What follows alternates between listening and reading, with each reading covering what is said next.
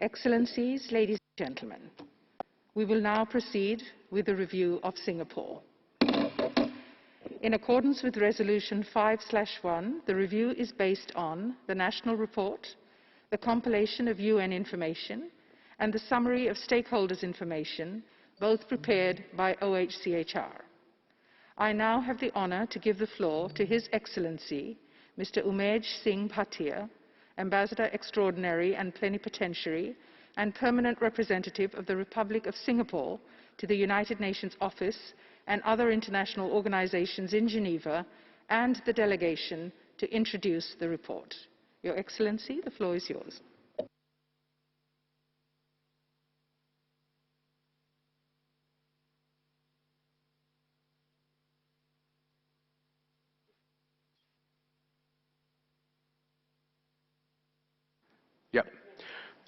Madam President, members of the Troika, distinguished representatives from fellow UN member states, members of civil society, including compatriots from Singapore, I'm honored to address you at the start of Singapore's third Universal Periodic Review.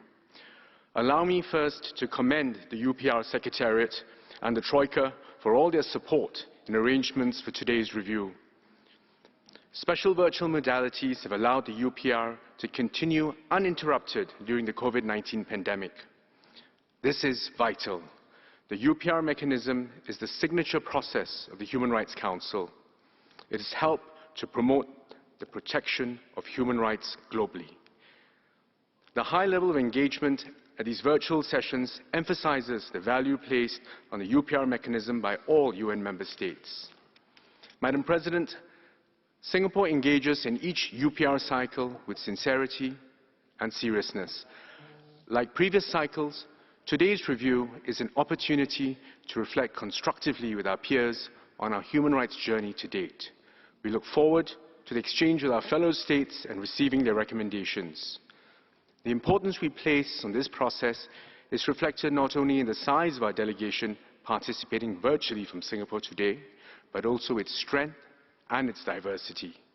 Like a few of you here today, some of our colleagues in our multiracial, multi-religious delegation will mark the end of their holy month, and allow me to extend to you and to them our warmest wishes, Eid Mubarak and Selamat Hari Raya Idul Fitri. Madam President, the 15 government agencies that comprise Singapore's Inter-Ministerial Committee on Human Rights is led by our head of delegation, Ambassador at Large, Professor Heng Chee. The committee has worked as one over the past 2 years towards this review. They have carefully reviewed progress made in implementing the numerous accepted recommendations from our last review in 2016. But they have not done this alone. Various Singapore civil society groups have been consulted throughout this process. Due to pandemic-related constraints, we carried out some of our public consultations virtually while striving to maintain a high quality of engagement and discussion. We appreciate the frank feedback received from civil society and value their engagement. Moving forward, we will strive to sustain this valuable dialogue with all our stakeholders. Singapore remains committed to the regular review of our policies and approaches to ensure that they continue to benefit all our people and that no one is left behind. In our densely populated and diverse island city-state, Singapore is focused on achieving tangible outcomes for our people while respecting our human rights obligations. Policymaking, however, does not exist in a vacuum. It's informed by evolving societal perspectives and circumstances. It requires maintaining a dynamic and delicate balance between different segments of society while managing demands to privilege one group over others. As we forge consensus, we have also had to adapt policies across the board over the last year to tackle COVID-19 in a way that guarantees the continued well-being of all our people. This includes our foreign and migrant workers who have played an important part in Singapore's overall development journey. Madam President, before I cede the floor, allow me to introduce our head of delegation, Ambassador at Large, Professor Heng Chee, who will participate virtually from Singapore. Ambassador Chan is no stranger to this key forum, having also led our delegation in 2016. She is a humanitarian, a thinker, and a diplomat with an illustrious career who blazed the way for Singapore women in academia, diplomacy, and other areas. She served as Singapore's first female permanent representative to the United Nations in New York and as our first female ambassador to the United States. She's a member of the Presidential Council for Minority Rights and was also Singapore's representative to the ASEAN Intergovernmental Commission on Human Rights from 2013 to 2015. Ambassador Chan, it is my distinct privilege to give you the floor.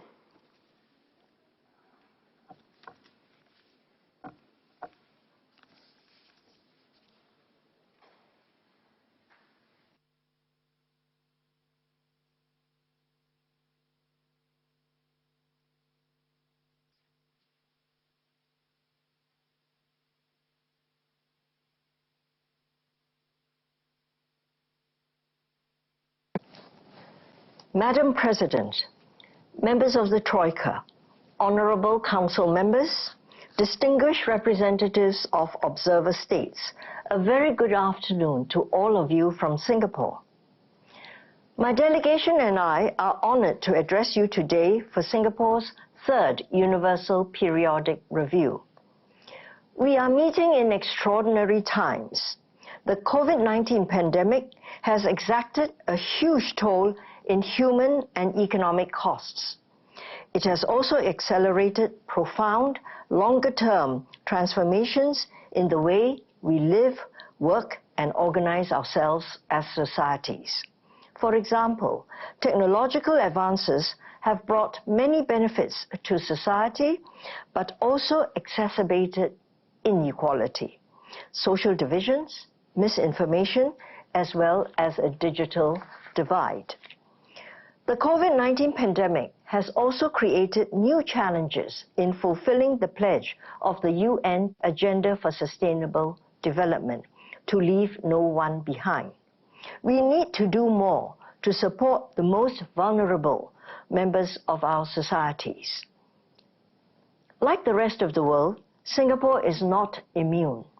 The pandemic led to the worst recession since our independence, with severe impact on every part of our society.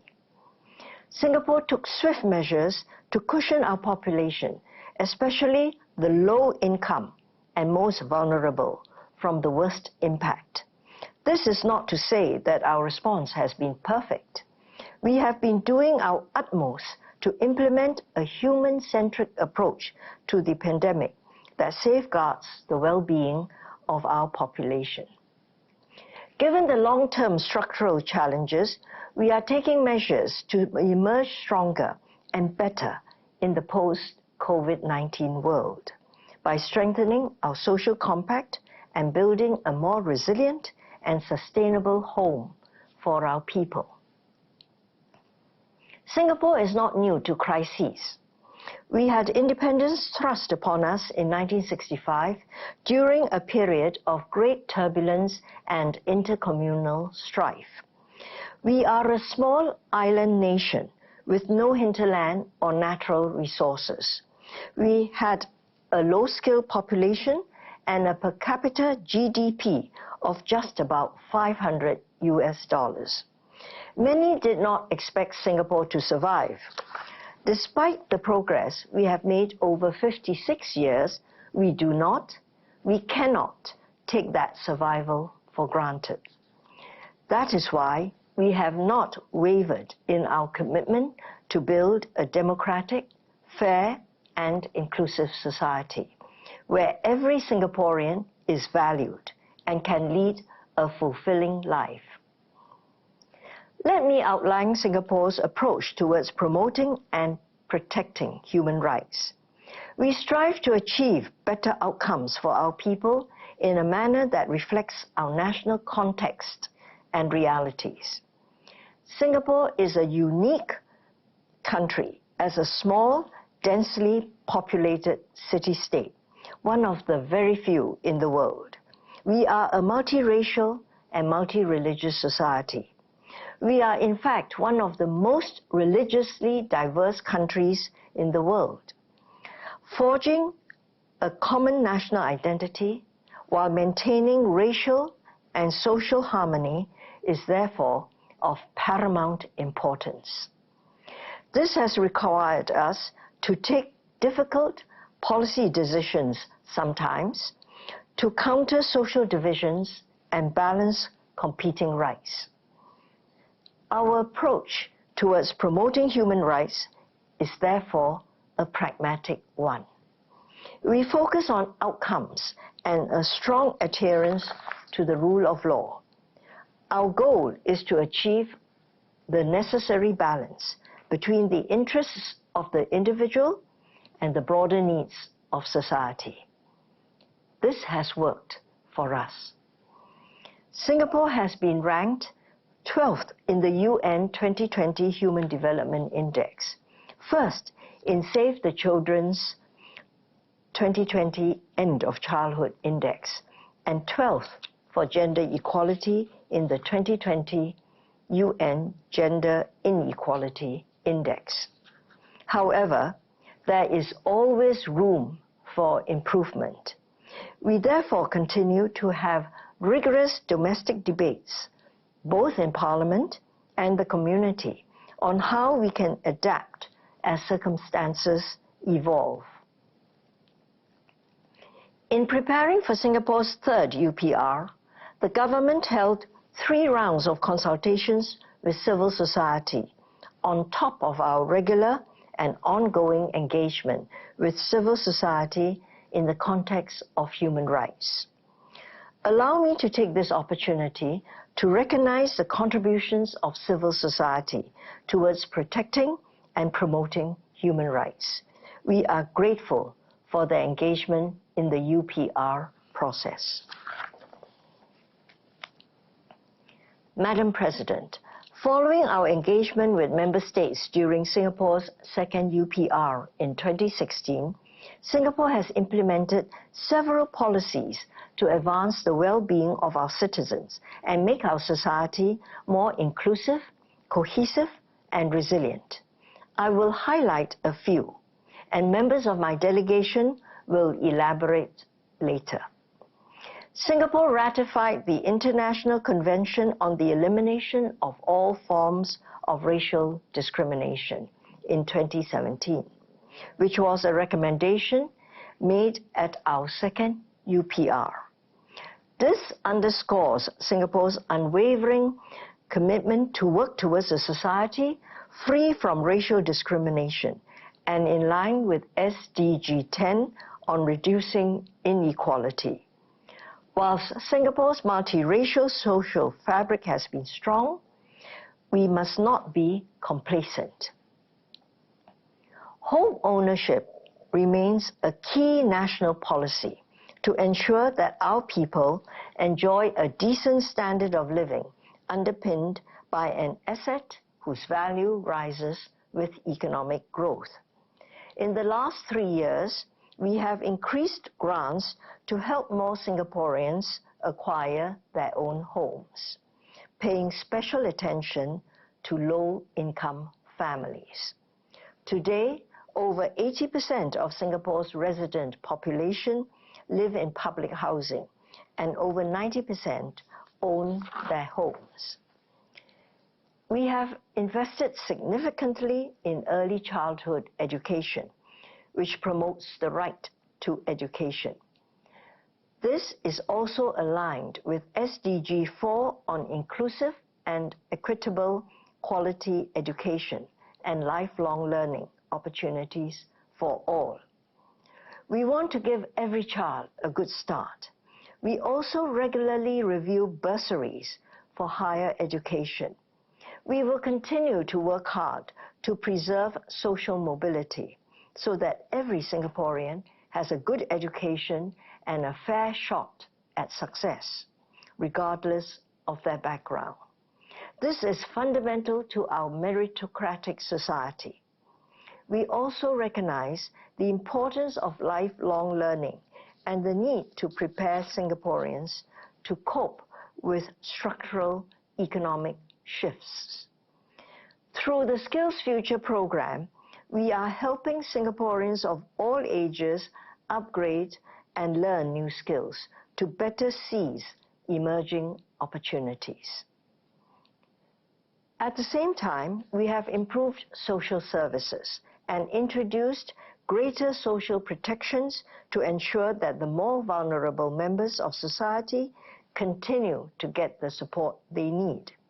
For instance, we continue to disburse cash supplements to lower wage workers and the elderly through initiatives such as the Workfare Income Supplement, Workfare Skills Support, and Silver Support.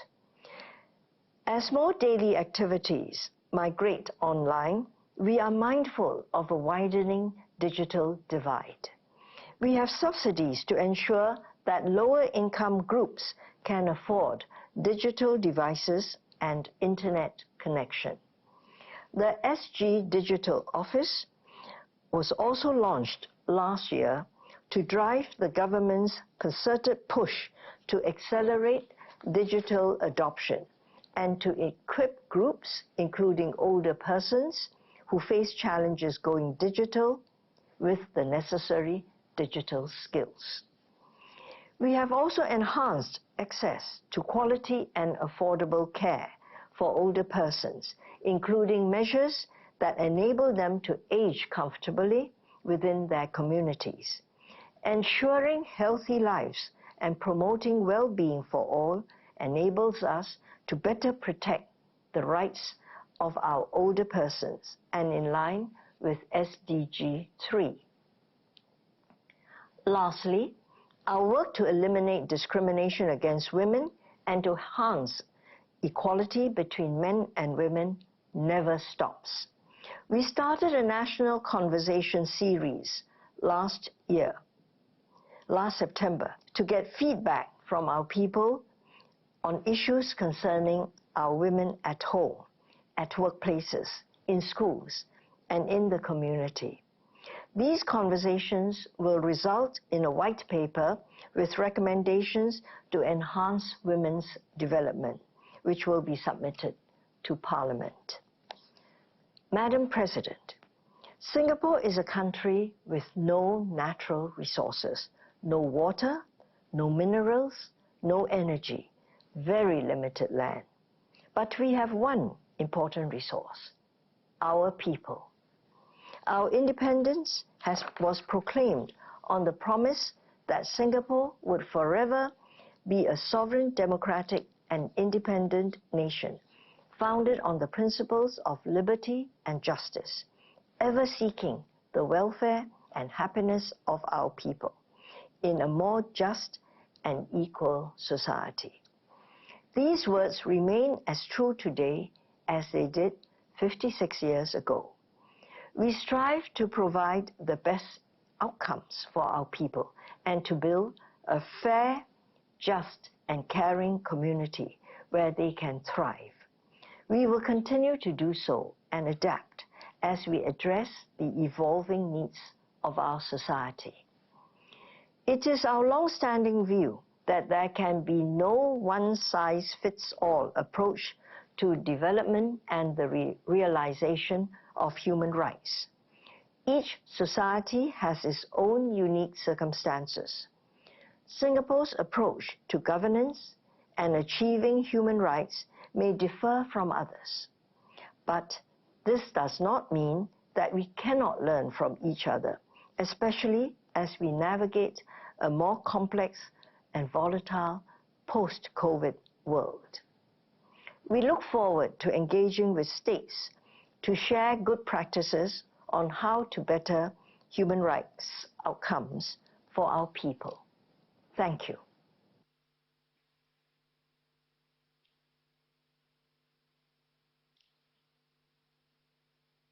Madam President, my name is Dr. Lynn James and I'm the Director of the International Cooperation Division at the Ministry of Health.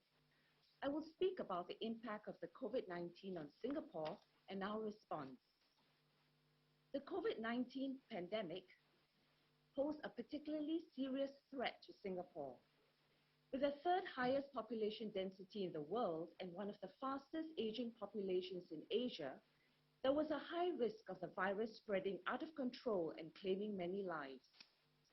Like many countries,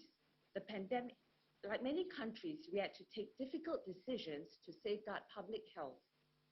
We closed our borders last March to most transit and short-term visitors and introduced a lockdown, or what we called a circuit breaker, from April to June 2020. During this period, we closed workplaces and non-essential shops. Schools were closed for a month. We also introduced strict distancing measures and mask-wearing requirements. In terms of health measures to support our residents, we covered the hospital bills of COVID-19 patients in public hospitals, including for intensive care.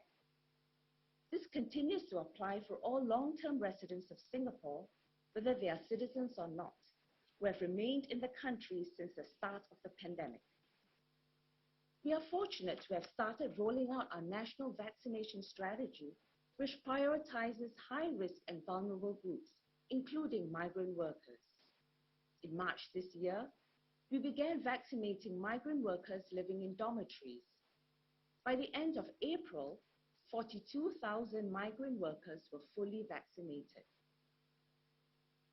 Beyond public health, the socio-economic impact of the pandemic has also been severe. Singapore is a major transit and transshipment hub. Our trade is more than 3 times the value of our GDP. During the pandemic, we suffered the worst recession in our history. We introduced a range of measures, an additional close to $75 billion in health, welfare, and stimulus spending. This was the largest fiscal intervention in our history, equivalent to 20% of our GDP. Most of our measures targeted vulnerable groups, such as lower to middle income families, children, the elderly, migrant workers, and those at risk of domestic violence. Let me briefly touch on them. We set up measures to keep companies afloat and preserve jobs. We introduced grants and programs to co-fund wages and help lower to middle income families, Singaporeans who lost their jobs or suffered substantial loss of income. To ensure that those at risk of domestic violence could get ready support, social services and legal recourse remained available during our lockdown. The police proactively referred victims at higher risk of domestic violence to social service agencies for assistance. They contacted those victims thereafter to check if they needed further help. In line with SDG 4 on ensuring inclusive and equitable quality education, Singapore worked to ensure that all children continue to have unimpeded access to education, despite the challenges posed by COVID-19. When schools were closed last April, we implemented home-based learning for all, recognizing that not all children have the same level of access to technology. Tablets, laptops, and internet-enabling devices were loaned to students who needed them. Lower-income households could apply for subsidized computers and broadband. We catered for exceptional cases, such as children whose parents were essential workers and unable to make alternative care arrangements, by allowing them to continue in-person learning in school. Madam President, the rampant spread of misinformation, or the infodemic as described by the WHO, has challenged pandemic responses around the world. To counter this, Singapore used multiple communication channels to ensure that our people had easy access to accurate, timely, and reliable information.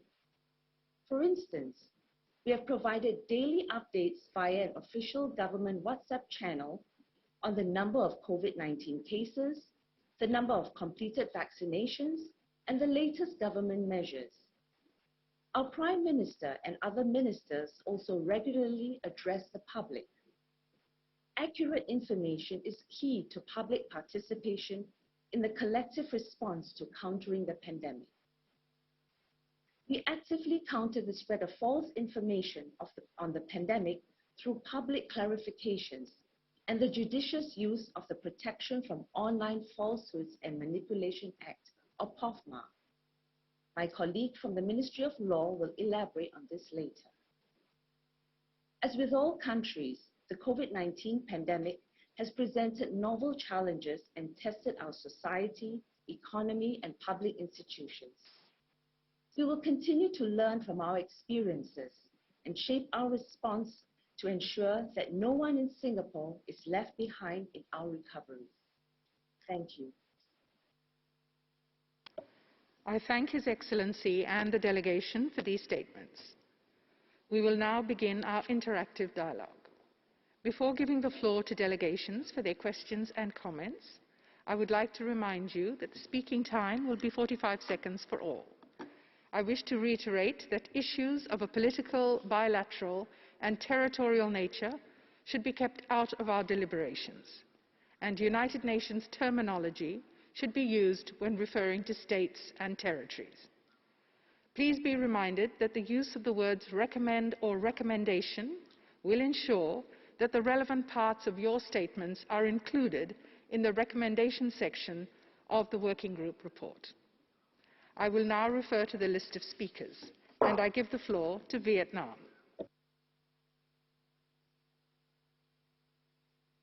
Madam President, am I audible? You are, Your Excellency, you are. Please proceed. Madam President, Vietnam commends Singapore for its strong record on human rights and commitment to the rule of law and building an inclusive, cohesive, and resilient society. In a constructive spirit, Vietnam recommends the following to Singapore: enhanced measures to ensure protection of rights and well-being of older persons, including efforts to reduce ageism. 2, continue efforts to ensure an inclusive, cohesive, and resilient society, especially within the context of the COVID-19 response. In closing, Vietnam wishes Singapore a successful UPR. I thank you, Madam President. Thank you. I give the floor to Yemen for a video statement. Thank you, Madam President. I should like to warmly welcome the delegation of Singapore. We have considered the report of Singapore carefully during this CPR session. The report takes detailed note of progress made by this country when it comes to the promotion of human rights, this through the taking of measures such as strengthening the role of women and protection efforts for the rights of all residents during COVID-19. We have the following recommendations to make. 1, ensure access of all children to education and pursue efforts at that level. 2, ensure the best possible state of health for citizens, particularly in the context of the pandemic. Thank you for your attention. Thank you. And I give the floor to Zambia on Zoom. Madam President, Zambia welcomes the delegation of Singapore and thanks them for the national report provided. We welcome the inclusion of all children with moderate to severe special education needs into the Compulsory Education Act. And Zambia recommends to Singapore the following. 1, become a party to core international human rights instruments and their optional protocols. 2, prohibit and criminalize corporal punishment as a sentence for child offenders. 3, ensure victims of trafficking are provided with adequate protection and support, including by establishing separate well-equipped shelters with trained staff to address their specific needs and concerns. We wish Singapore a successful review. I thank you, Madam President. Thank you. And I give the floor to Zimbabwe on Zoom. Thank you, Madam President.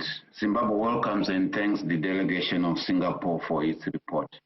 During the period under review, commendable developments took place in Singapore, including the amendment of the Penal Code to strengthen protection for children and youth, social and economic inclusion of persons with disabilities in areas such as education, employment, transport, health, adult care, accessibility, and technology.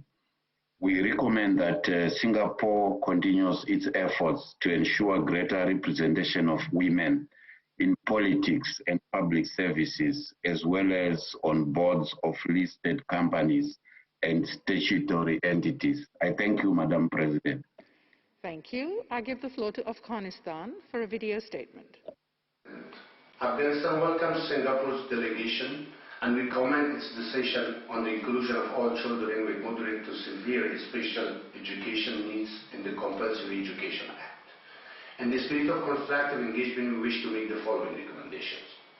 Ensure respect for the right to seek asylum by enabling effective and unhindered access to the territory of Singapore, including the opportunity to apply for refugee status with UNHCR and full compliance with the principle of non-refoulement. Ratify the optional protocol to the Convention on the Rights of the Child on the sale of children, child prostitution and child pornography. Finally, Afghanistan wishes Singapore to be success in the review process. I thank you. Thank you. I give the floor to Albania for a video statement.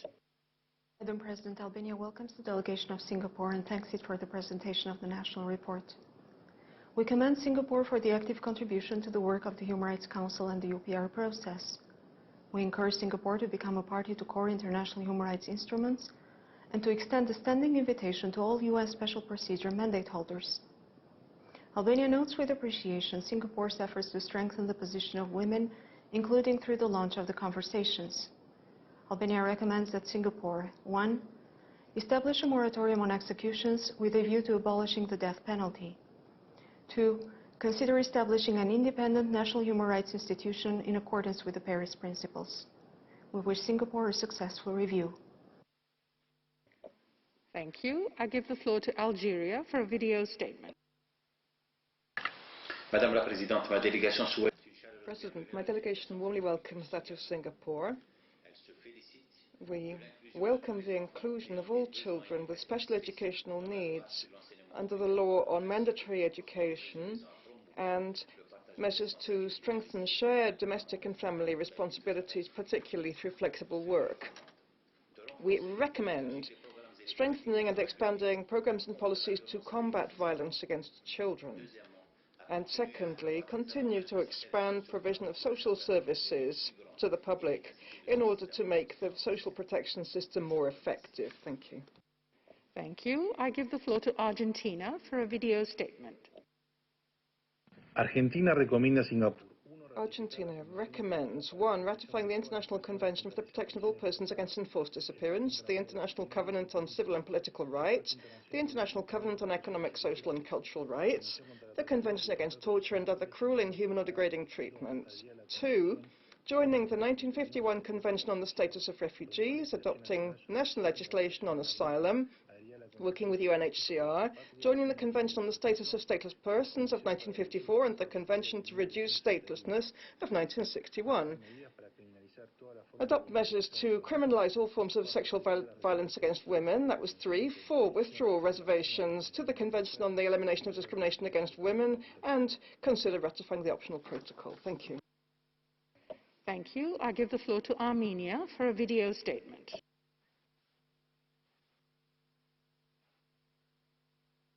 Armenia thanks Singapore for its national report and welcomes the progress achieved since the last UPR cycle. We recommend Singapore to ratify the optional protocol to the Convention on the Right of the Child on the sale of children, child prostitution and child pornography. We commend the efforts to improve legislation for children and youth. We appreciate in particular the amendment of the Penal Code, which strengthens promotion for children against sexual exploitation. We also welcome the steps aimed to combat trafficking in persons and support and protect victims. We further welcome the government fully repealed marital impunity for rape and expanded the definition of rape with effect from January 2020. We wish Singapore a successful UPR review. Thank you. I give the floor to Australia for a video statement. Australia commends Singapore on its legislative reforms to better protect children and its ratification of the International Convention on the Elimination of All Forms of Racial Discrimination. We welcome the development of a white paper on gender equality. Australia recommends that Singapore 1. Re-establish a moratorium on executions and publish disaggregated data. 2. Make the decision not to issue a certificate of cooperation for drug offences subject to judicial review. 3. Repeal Section 377A of the Singapore Penal Code, remove restrictions on LGBTI-related content and enact anti-discrimination legislation. And 4. Improve long-term protections for migrant workers and foreign domestic workers, including by extending labour protections, addressing wage discrimination and increasing job mobility. Thank you. I give the floor to Austria for a video statement. Thank you. Austria welcomes the delegation of Singapore to the UPR and thanks them for the report and presentation. Austria offers the following recommendations. 1. Repeal the mandatory use of the death penalty with a view to its abolishment. 2. Ratify CAT and abolish the use of corporal punishment like caning. 3. Ratify the ICCPR, ICSCR and accede to the Rome Statute of the ICC. 4. Repeal Section 377A of the Penal Code criminalizing homosexual acts, even if undertaken in private spaces, and enact legislation to protect the rights of LGBTI persons. Thank you. Thank you. I give the floor to Azerbaijan on Zoom.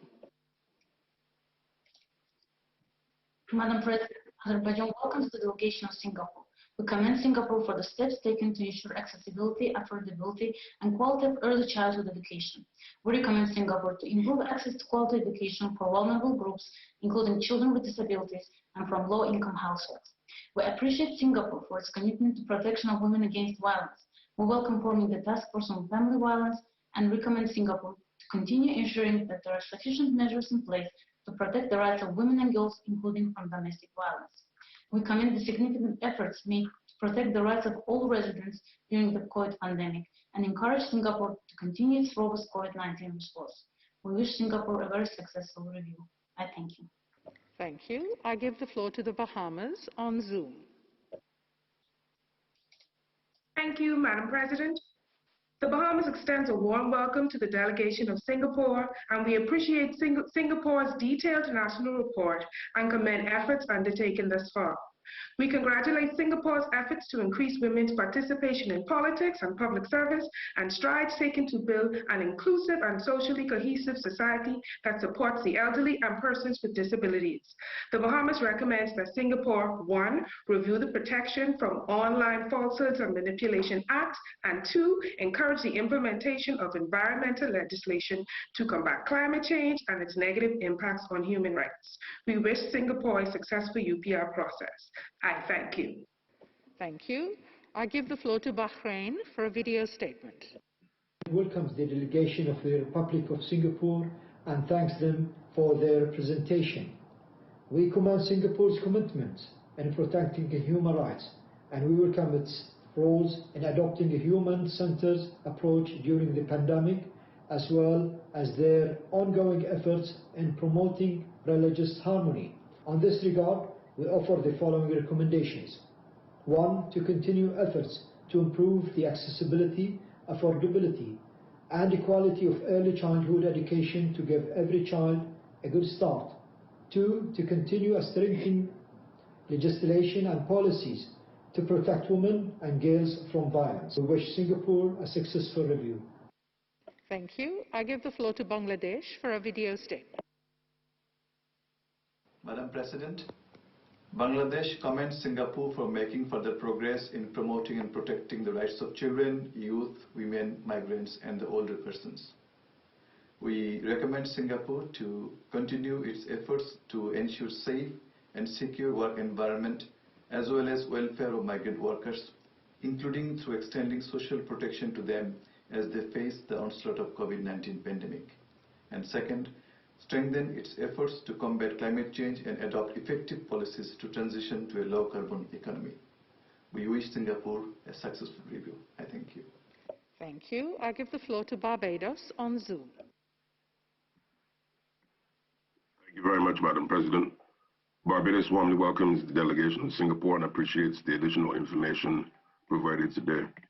We commend Singapore's transparent and constructive engagement throughout the UPR process. In this regard, we note the pragmatic approach taken by the government to human rights that recognizes the national realities and focuses on achieving enhanced outcomes for the population.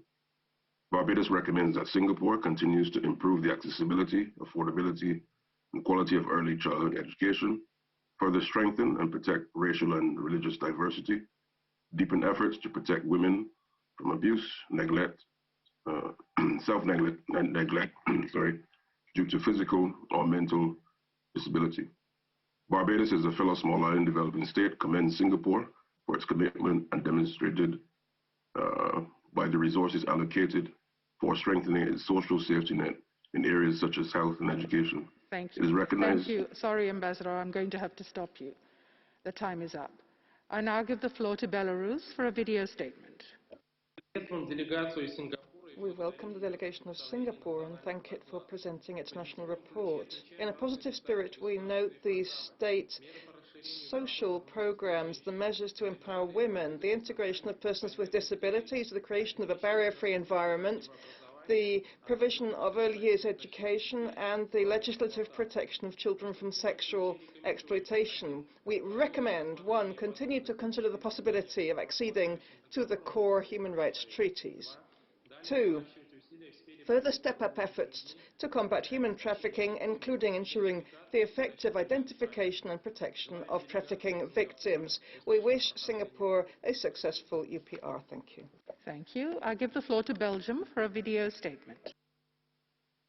Madam President, Belgium thanks Singapore for its presentation and welcomes its ratification of ICERT. We are, however, very concerned about increasing restrictions to freedom of expression. We therefore recommend to ratify the International Covenant on Civil Rights and Political Rights and ensure the full enjoyment of the right to freedom of expression through the revision of the Internal Security Act and the Newspaper and Printing Presses Act in order to eliminate media censorship and prevent self-censorship. Finally, we recommend Singapore to extend the applicability of the Employment Act to migrant domestic workers. Thank you. Thank you. I give the floor to Bhutan for a video statement.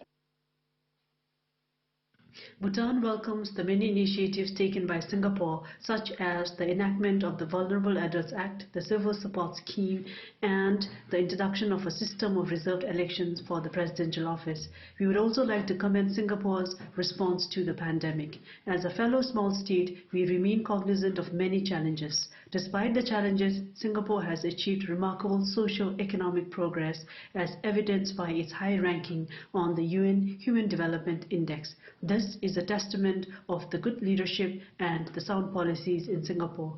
We recommend Singapore to continue with its measures, particularly those related to women, children, and the elderly. We wish Singapore a successful review. Thank you. Thank you. I give the floor to Bolivia on Zoom.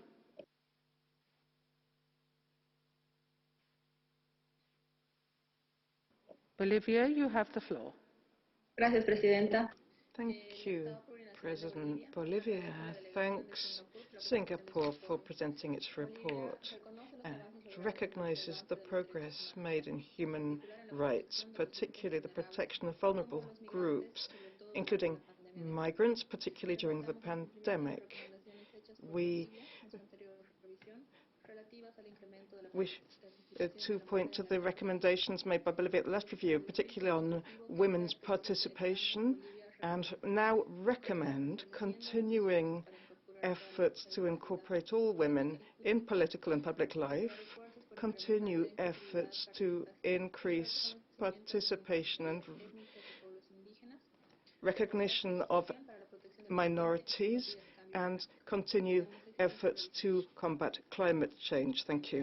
Thank you. I give the floor to Botswana for a video statement.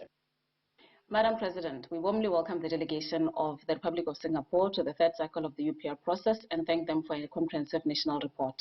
We commend Singapore for implementing many accepted recommendations, including those related to women's rights and improvements in access to social services, education, healthcare, and housing, amongst others. To address any remaining challenges, we make the following 2 recommendations. 1, strengthen measures against trafficking, including investigating and identifying child victims of sexual exploitation and trafficking, and ensuring that perpetrators are brought to justice. 2, formulate and implement effective policies geared towards reducing the gender pay gap with a view to ensuring equal pay for all. We wish Singapore a successful review outcome. I thank you, Madam President. Thank you. I give the floor to Brazil for a video statement. Brazil welcomes Singapore to the UPR and, in a constructive spirit, makes the following 2 recommendations: to ratify the International Covenant on Civil and Political Rights and on Economic, Social, and Cultural Rights, and the Convention Against Torture, and to consider adopting an official moratorium on the application of the death penalty and corporal punishment. Brazil commends progress achieved since Singapore's last review, such as measures to promote inclusion in schools, particularly of children with disabilities. We encourage Singapore to ensure that all women have equal rights to marriage, divorce, inheritance, and transmission of nationality to their children. Thank you. Thank you. I give the floor to Brunei Dar es Salaam. Thank you, Madam President. Brunei Darussalam thanks Singapore for the presentation of their national report. Brunei Darussalam is pleased to note the continued improvement of the rights of the people of Singapore and applauds Singapore's efforts in protecting the rights of women with initiatives such as the Conventions on Singapore Women's Development 2020, a task force on training violence, as well as the Vulnerable Adults Act in 2018. In this regard, Brunei Darussalam proposes two recommendations. One, to continue efforts in ensuring the full implementation initiatives to promote and protect the rights of women and vulnerable groups. And two, to ensure that persons with disabilities continue to enjoy the same privileges in schools and at the workplace. Madam President, we wish Singapore a successful conclusion to its third UPR session. Thank you. Thank you. I give the floor to Bulgaria for a video statement. Bulgaria welcomes the delegation of Singapore and thanks for the presentation of the national report. We acknowledge that the response to the COVID-19 pandemic has demonstrated that Singapore has sufficient institutional and social capacity to emerge stronger and deal with similar crises in the future. Bulgaria would like to make the following recommendations. First, take further measures to encourage women and girls to choose contemporary fields of study and professional careers and to eliminate traditional stereotypes and administrative obstacles which may deter girls from enrolling in engineering, electronics, telecommunications, and information technology. 2. Consider bringing the juvenile justice system fully in line with the provisions of the Convention on the Rights of the Child and other relevant international standards. Thank you. Thank you. I give the floor to Burundi on Zoom. Merci, Madame la Présidente. Le Burundi salue la délégation. Thank you, President.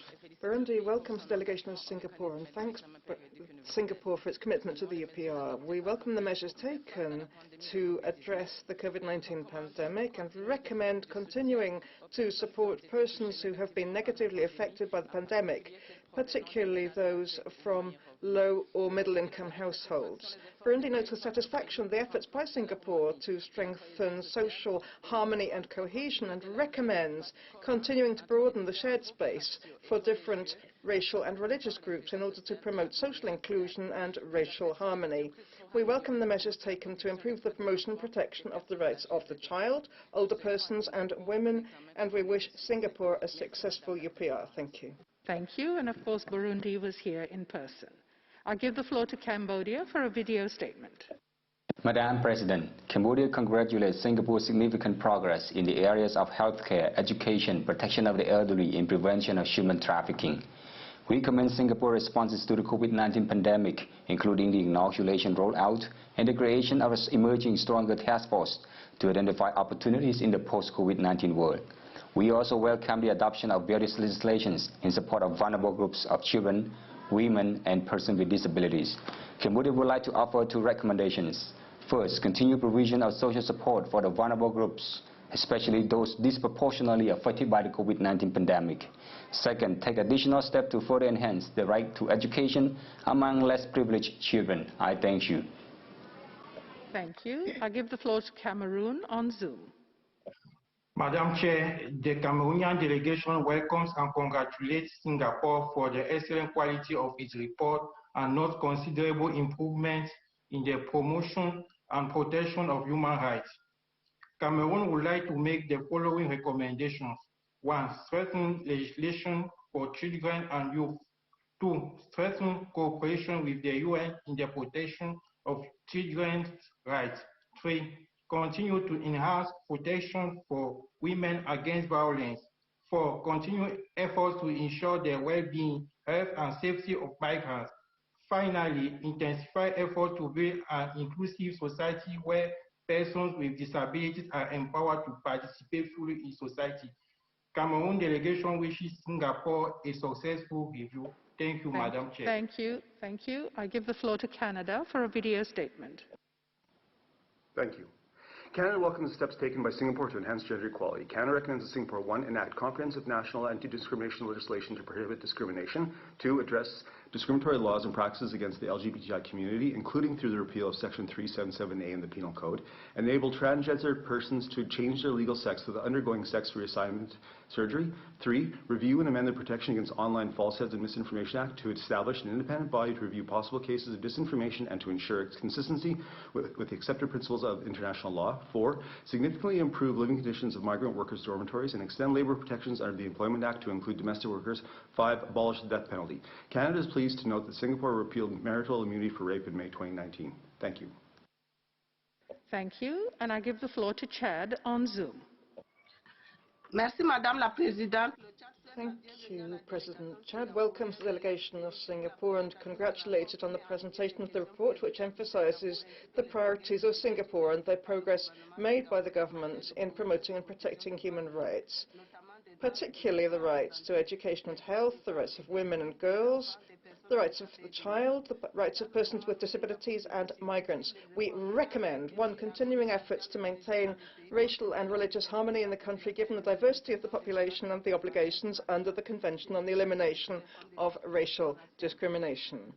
2. Strengthen measures to protect the rights of women and girls, including policies to combat violence against women and girls. Chad wishes Singapore a successful UPR. Thank you. Thank you. And I give the floor to Chile for a video statement.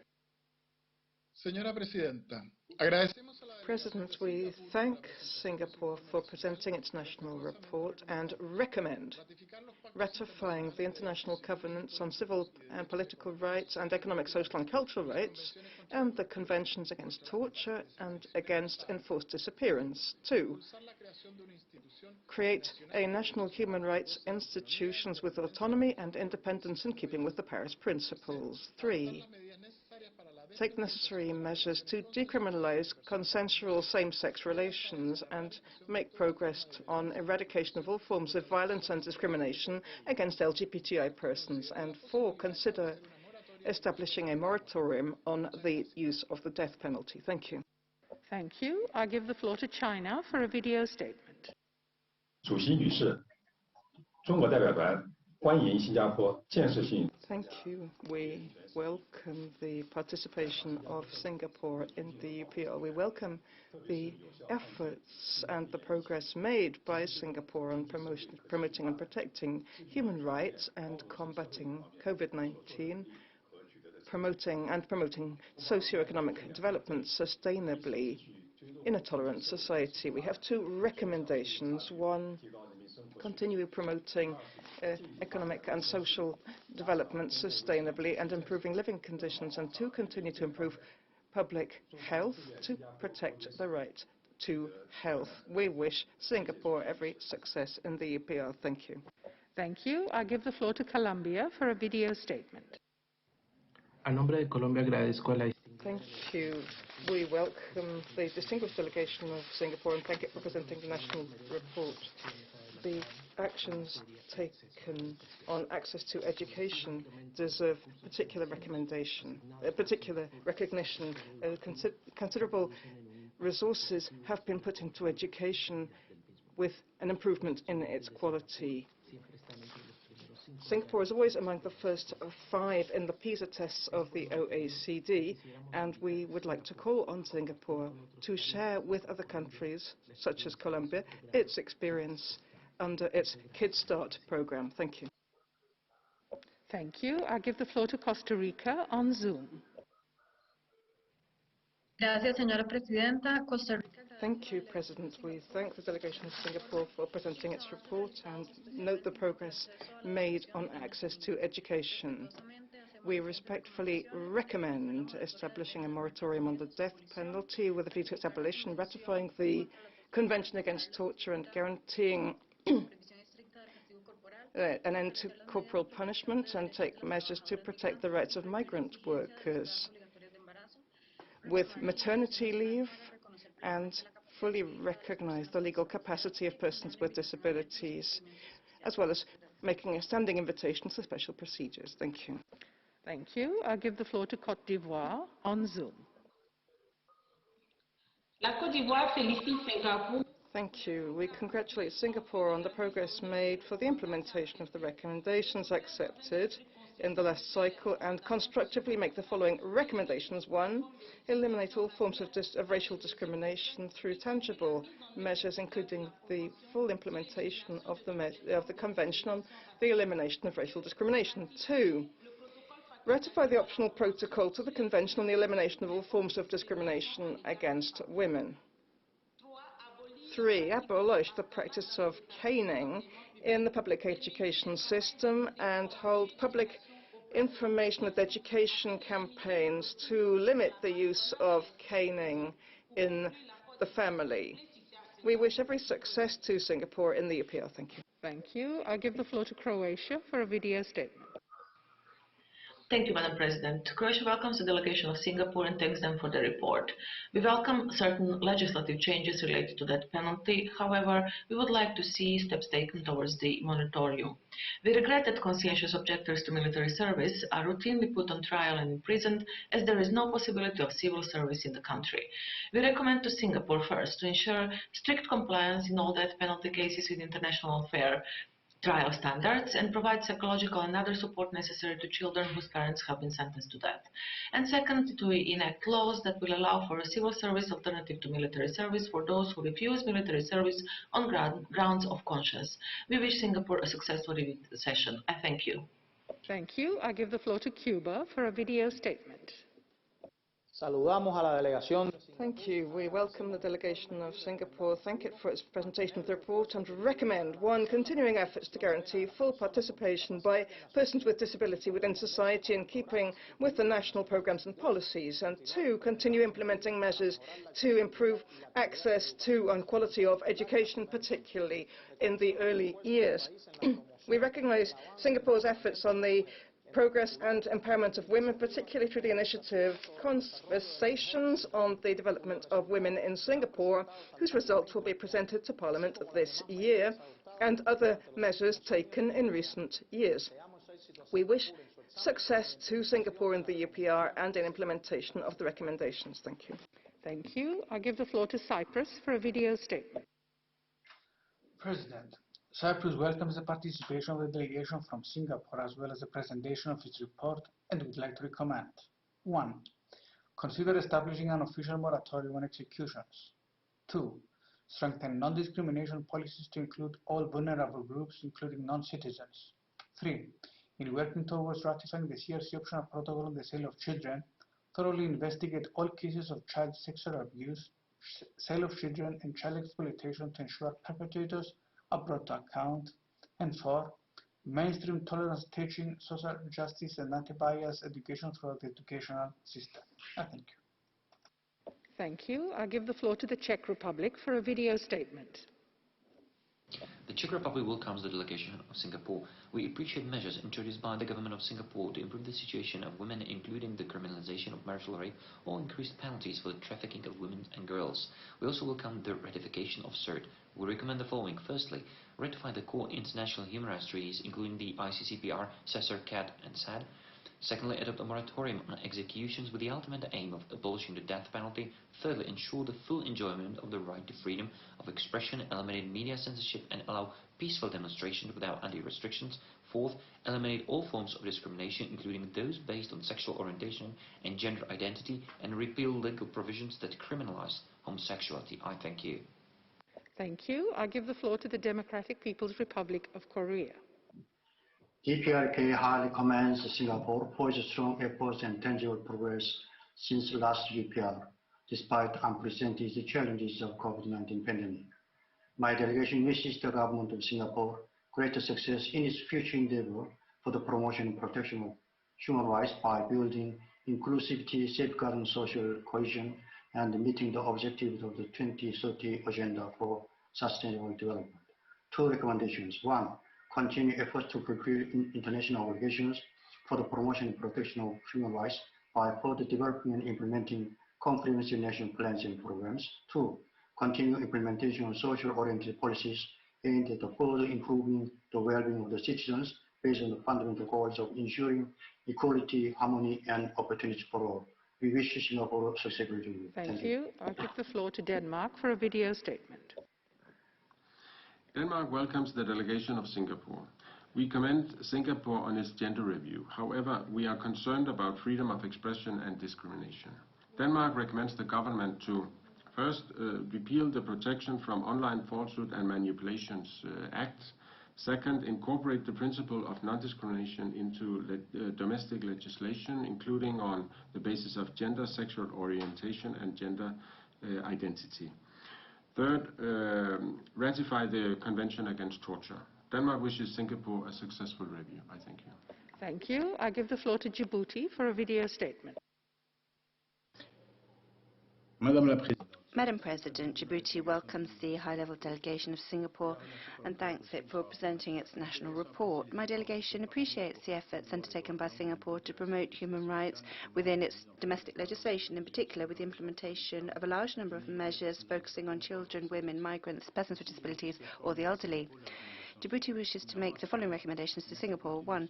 Ensure ongoing healthcare access for all despite the challenges posed by the COVID-19 pandemic. 2. Continue to protect the rights of the child by strengthening policies and protective legislation, particularly by meeting education needs and by suppressing domestic violence against them. Djibouti wishes Singapore every success in this UPR. Thank you. Thank you. I give the floor to the Dominican Republic on Zoom. Thank you, Madam President. We thank the delegation of Singapore for presenting their report, and we would recommend the following. 1.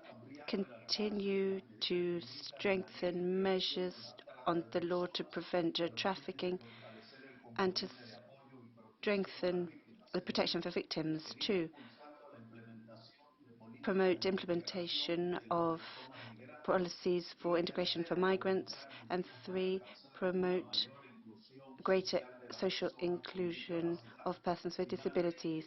Lastly, the Dominican Republic commends Singapore on its progress in its legislative framework to promote and protect human rights. We wish Singapore every success in this UPR. Thank you. And I give the floor to Ecuador on Zoom. Thank you, Madam President. Ecuador extends a warm welcome to the delegation of Singapore, thanks it for the report presented, and acknowledges the progress made since the previous UPR cycle. In a constructive spirit, Ecuador respectfully recommends the following: that Singapore 1.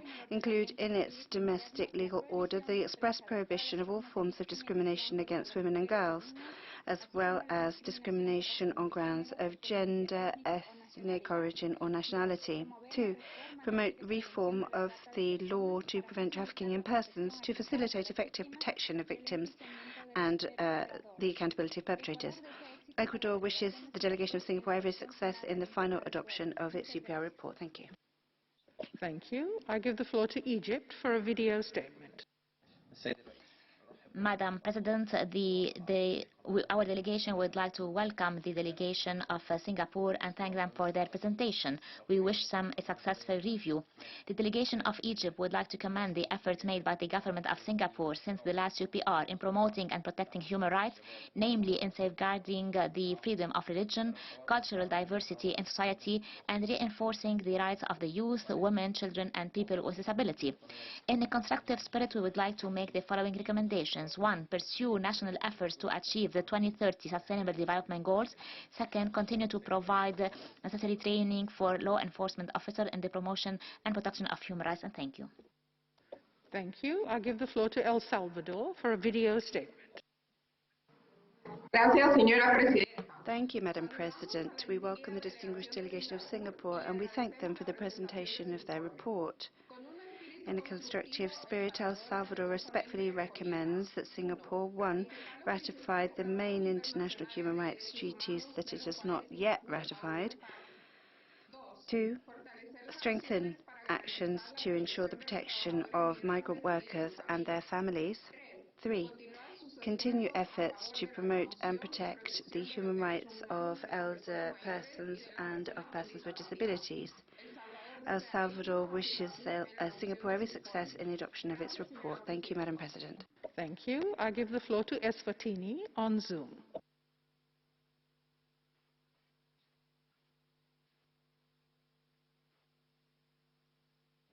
Eswatini, you have the floor.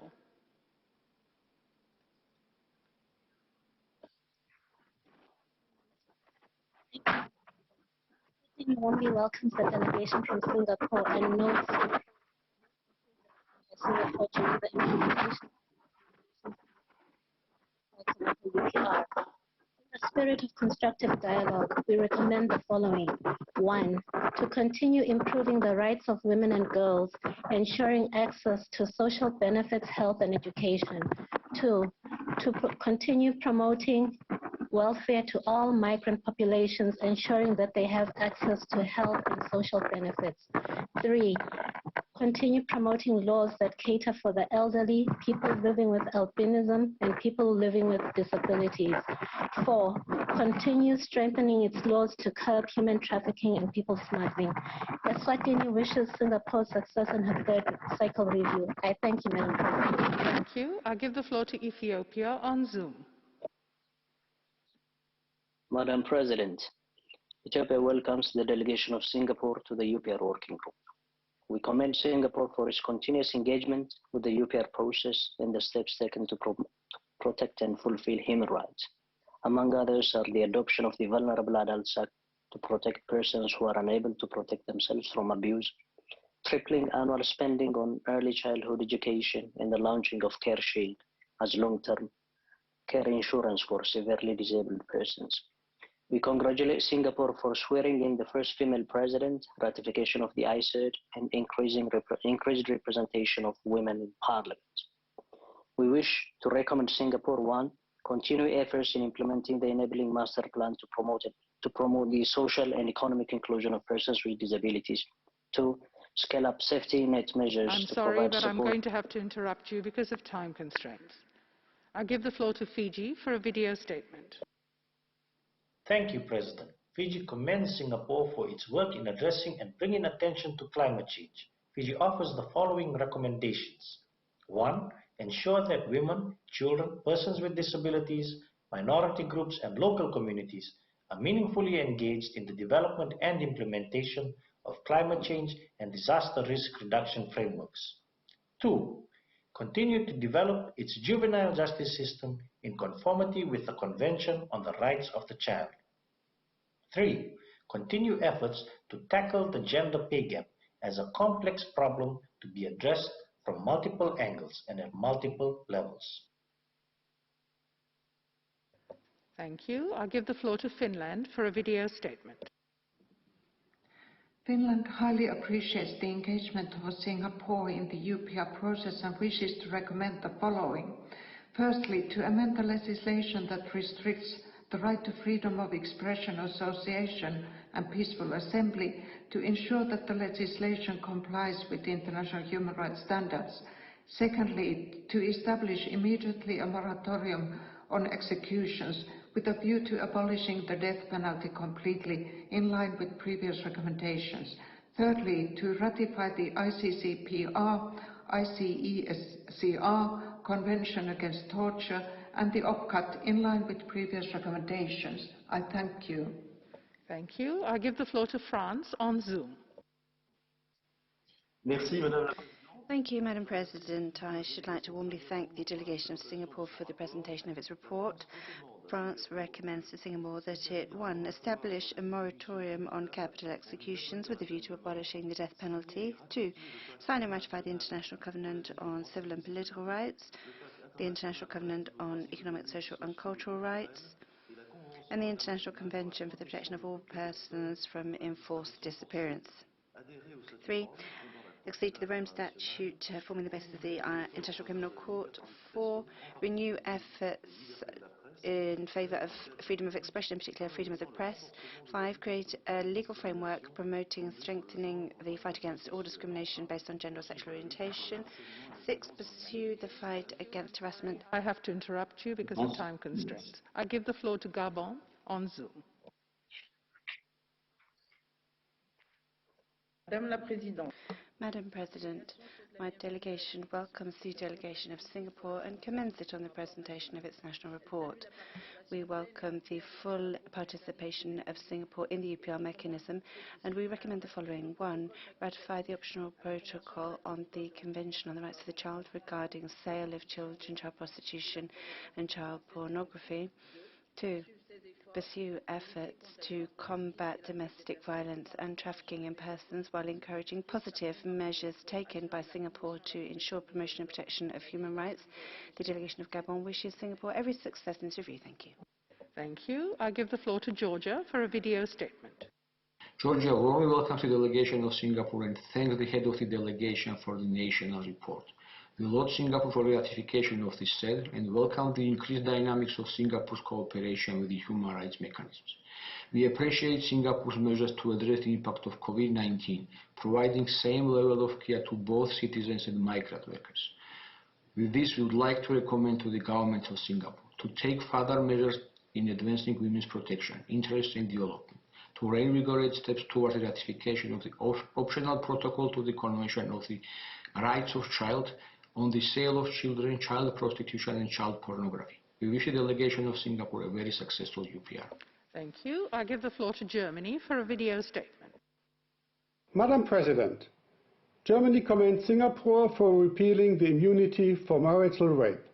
Germany recommends to, first, eliminate the mandatory character of the death penalty and establish an official moratorium. Second, ratify the ICCPR, the ICSCR and CAT and implement them into national law. Third, amend or repeal the Sedition Act, the Administration of Justice Act and the Protection from Online Falsehoods and Manipulation Act to ensure they comply with international human rights standards. Fourth, establish a national human rights institution in line with the Paris Principles. Thank you. Thank you. I give the floor to Ghana for a video statement. Thank you, Madam President. Ghana welcomes the delegation of Singapore to the UPR working group. We commend Singapore for the impressive efforts at building a fair and inclusive society by the provision of universal healthcare, enhancing the protection of women and children, as well as the adoption of legislation to strengthen the protection of youth against sexual exploitation. Ghana makes the following recommendations. 1. To ratify OPCAT, as well as the International Covenant on Civil and Political Rights and its optional protocols, and to ensure that all cases of sexual and labor exploitation, sale, abduction, and trafficking are investigated and the perpetrators brought to justice. Ghana wishes Singapore a successful review outcome. Thank you. I give the floor to Greece for a video statement. Greece welcomes the progress made by Singapore, especially in the field of women's rights. We encourage it to ratify core human rights treaties, to establish a moratorium on the use of the death penalty with a view to its abolition, and to turn stated practice into law by abolishing Section 377A of the Penal Code. Greece would like to recommend that Singapore, 1.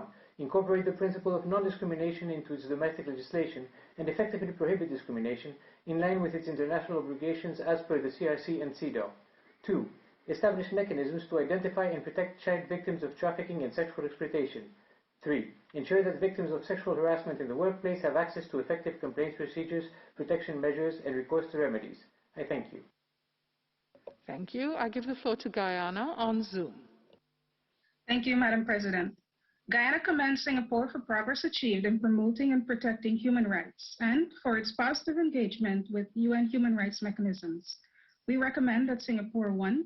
Continue to strengthen efforts to enhance racial and religious harmony, including by implementing provisions of the International Convention on the Elimination of All Forms of Racial Discrimination in law and practice, and to increase awareness of the Convention among the rights holders. And 2, establish adequate and coordinated mechanisms to identify and protect child victims of trafficking and sexual exploitation. We wish Singapore a successful review. I thank you. Thank you. I give the floor to Haiti for a video statement. Thank you, Madam President. Haiti warmly welcomes the delegation of the Republic of Singapore. During the second review, Haiti had made 4 recommendations to Singapore. We are pleased with progress noted in these 4 areas. We welcome the pragmatic approach that Singapore has taken as a small island developing state to engage with UPR. Singapore remains a model on several fronts. In a constructive spirit, Haiti wishes to make the following 2 recommendations. 1, continue to support the institution of the family and the preservation of family values through economic and social policies. 2, take specific measures to combat the negative impacts of climate change in the country and abroad, with a view to sharing best practices on the best way of making progress as regards to technological progress to combat climate change. Thank you. Thank you. I give the floor to Iceland for a video statement. Thank you, President. Iceland welcomes the delegation of Singapore, its national report and aid memoir. Iceland makes the following recommendations. 1, ratify international human rights treaties, including ICCPR, ICESCR, and CAT. 2, fully abolish the death penalty. 3, review relevant legislation that may unduly restrict the right to freedom of expression or peaceful assembly in line with international standards.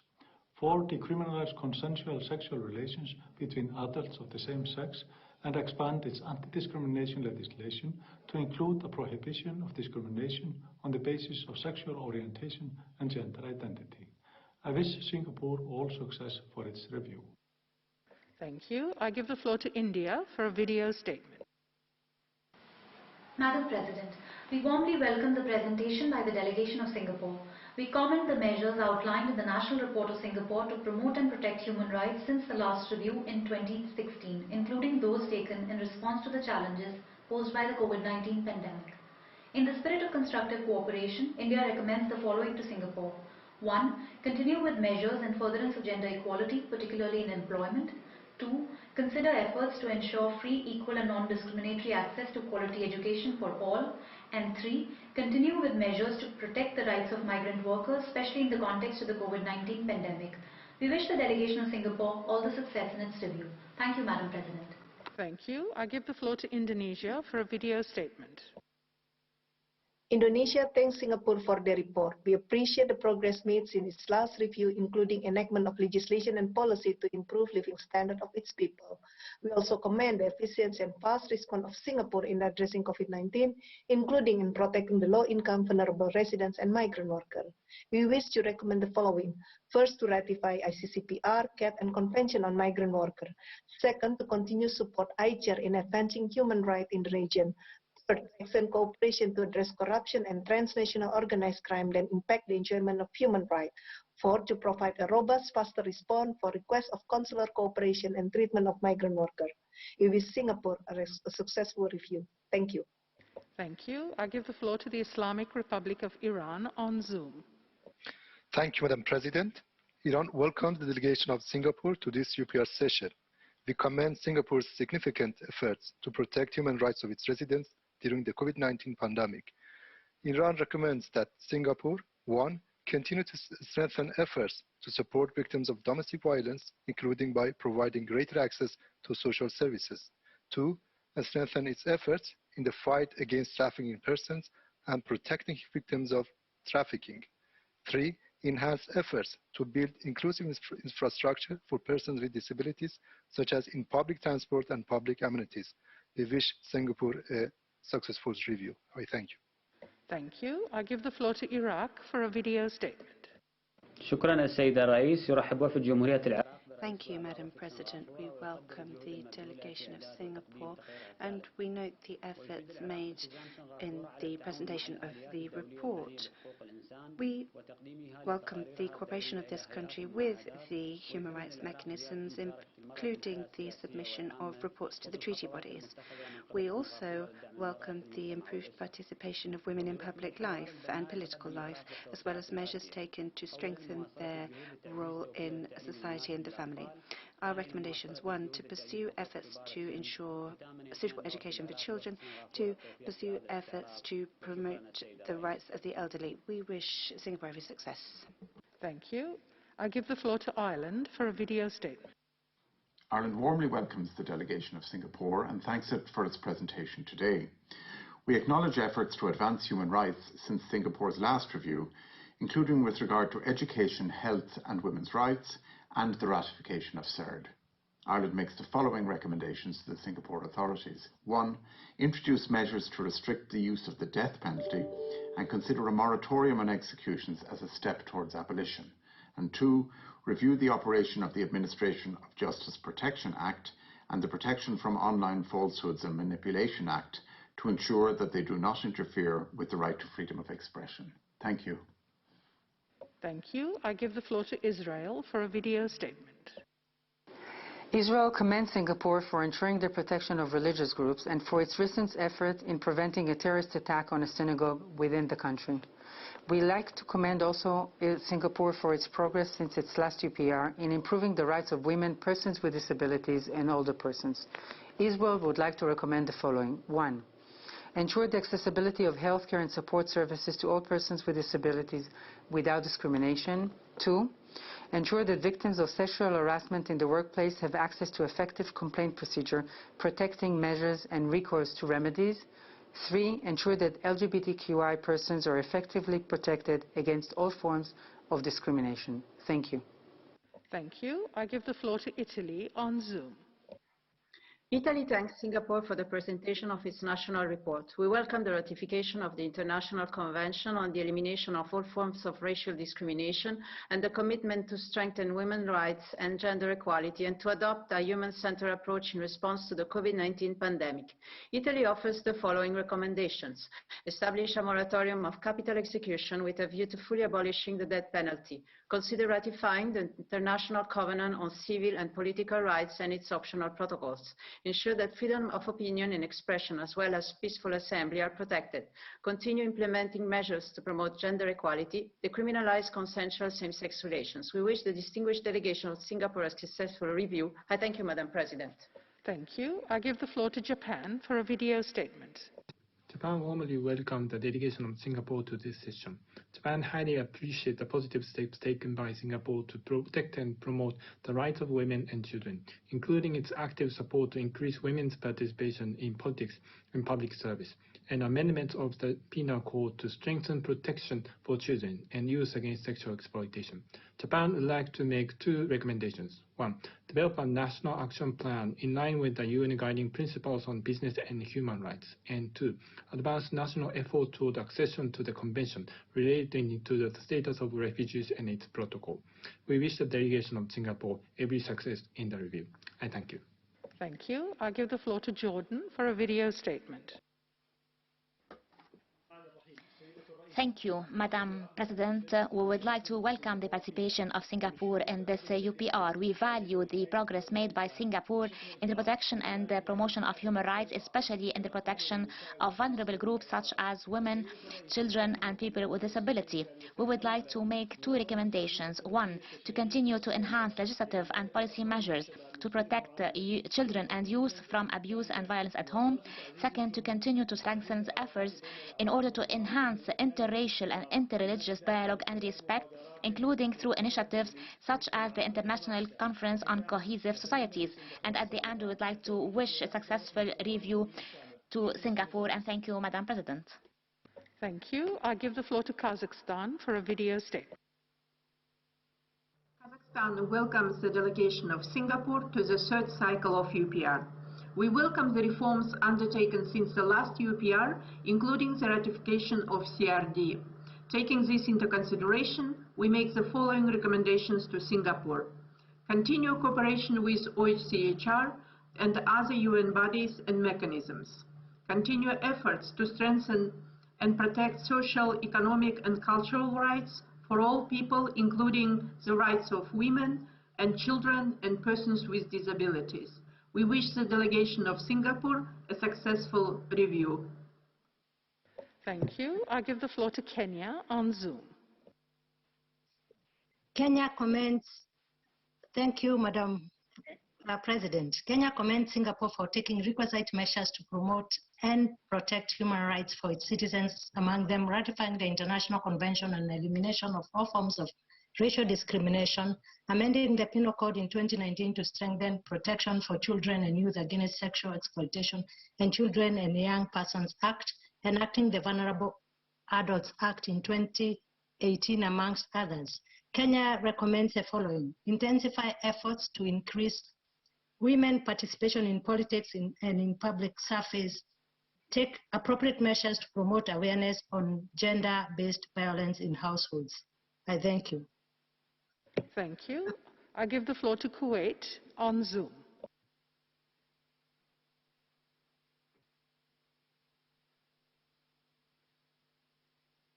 Kuwait, you have the floor.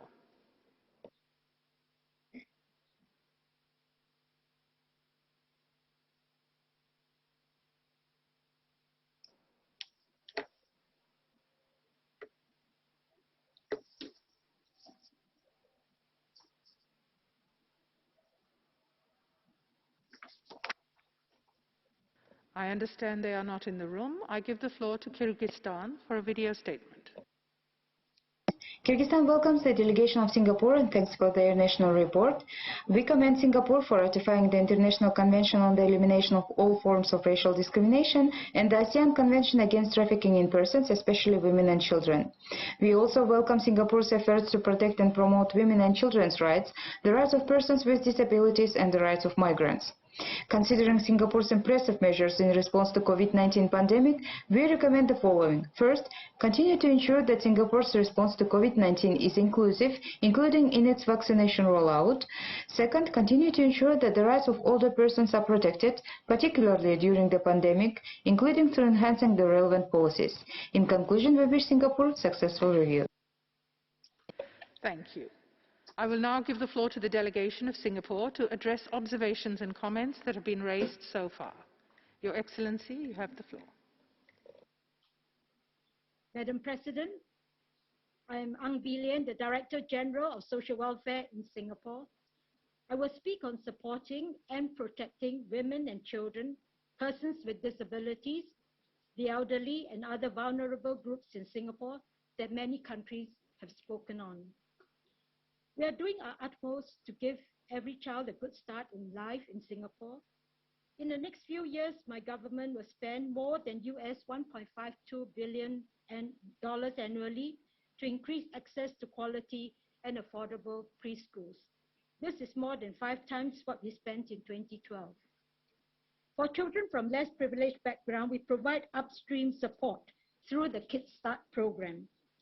The program gives parents the know-how to nurture their children's physical and psychosocial emotional health. We also ensure that no child is left behind because no child is denied access to education. Children below 7 years old with developmental needs get early intervention through government-funded programs within their preschools or in specialized intervention settings. We now spend about US $45 million a year to make this affordable. In 2019, we extended Compulsory Education Act to include children with moderate to severe special needs. We regularly review our laws to ensure adequate protection for our children. In 2019, the Penal Code we amended the Penal Code to better protect children and youth against sexual exploitation. New offenses were introduced to criminalize certain activities. In 2019, we amended the Children and Young Persons Act to expand protection for abused or neglected children from below 16 years old to below 18 years old. We also provide coordinated support for youth with complex family circumstances or those who show at-risk behaviors. We have regular 5-year plans called Enabling Master Plans. Developed together with persons with disabilities and stakeholders, they institute measures on how to build a more inclusive society. We have increased support for the employment of persons with disabilities through wage support, job placements, training, and recognition of employers. Persons with disabilities can access healthcare or use public transport, move about outside their homes, and participate in leisure, sports, and digital facilities. In 2018, we enacted the Vulnerable Adults Act to protect persons 18 years and above who are unable to protect themselves from abuse, neglect, and self-neglect due to physical or mental disability. We will empower persons with disabilities to fulfill their aspirations in life and strengthen support for their families and caregivers. For older persons, we support them to live independently in the community. We now have a range of care services to meet their needs. We introduce new housing options or assisted living to enable them to age in place with supported care services.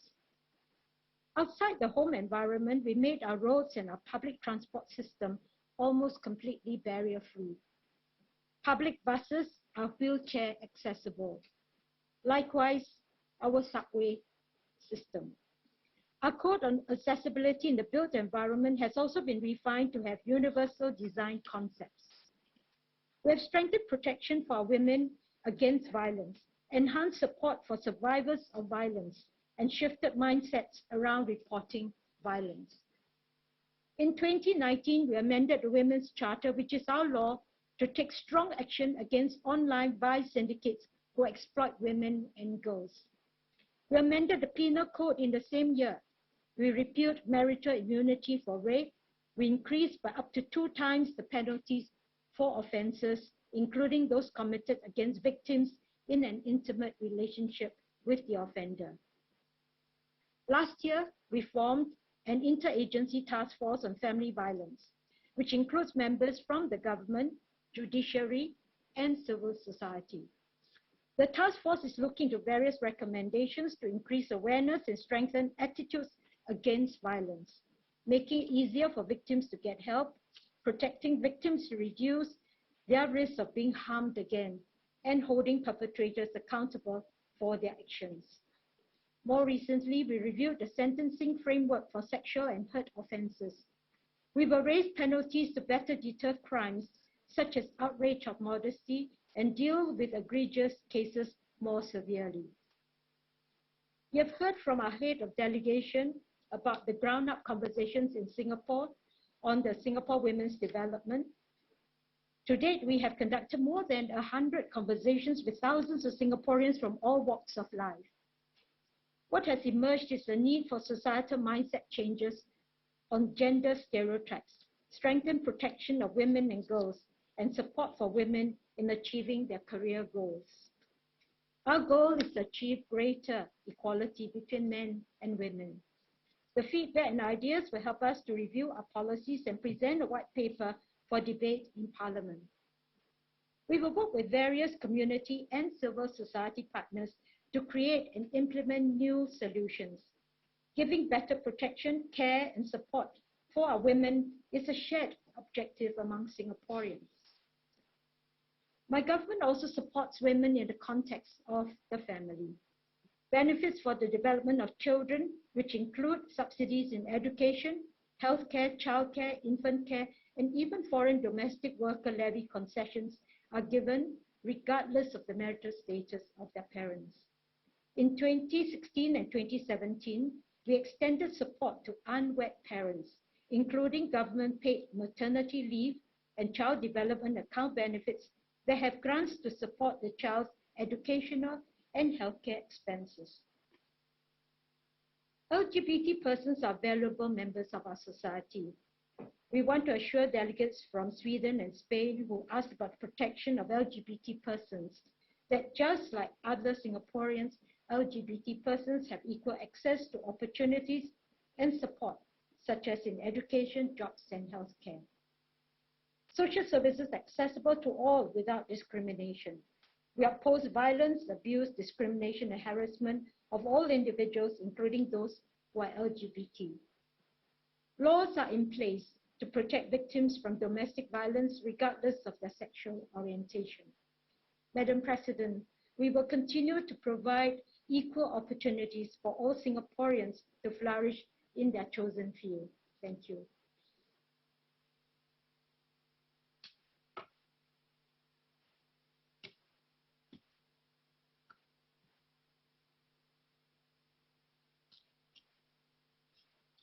Madam President, my name is Lee Chong Wei, and I am the Divisional Director of the Workplace Policy and Strategy Division at the Ministry of Manpower. I will speak about Singapore's approach to migrant workers. Migrant workers are an essential part of Singapore's developmental journey, and we sincerely value their contributions. The Ministry of Manpower's Foreign Domestic Worker Study and Foreign Worker Experience Survey show that around 9 in 10 are satisfied with working in Singapore, and most would recommend Singapore as a place to work. We are committed to supporting the well-being of migrant workers in Singapore. Let me share some of our key policies and programs in this regard. We know that Australia, Belgium, Cameroon, Costa Rica, El Salvador, Eswatini, India, Indonesia, and the United States have asked about protections for migrant workers. All migrant workers, including foreign domestic workers, are protected by a comprehensive legal framework. The majority of migrant workers are accorded the same rights as local workers under the Employment Act and Work Injury Compensation Act. To account for different work environments and unique protection needs, foreign domestic workers are protected under other legislation, such as the Employment of Foreign Manpower Act. For example, domestic workers assist with duties such as caregiving for the elderly and young children in the homes where they also live in, which is different from the responsibilities of migrant workers, such as in the construction sector. These are laws and not mere guidelines. Employers who violate our laws protecting migrant workers face stiff fines, jail terms, and can be banned from hiring migrant workers. Beyond legislation, there are readily available channels through which migrant workers may seek assistance. NGOs are valuable partners in this regard. For example, the Migrant Workers Center and the Center for Domestic Employees maintain a 24-hour helpline for foreign workers and foreign domestic workers, respectively. Migrant workers can also walk in to the Ministry of Manpower's Services Center. Singapore does not condone any abuse of foreign domestic workers.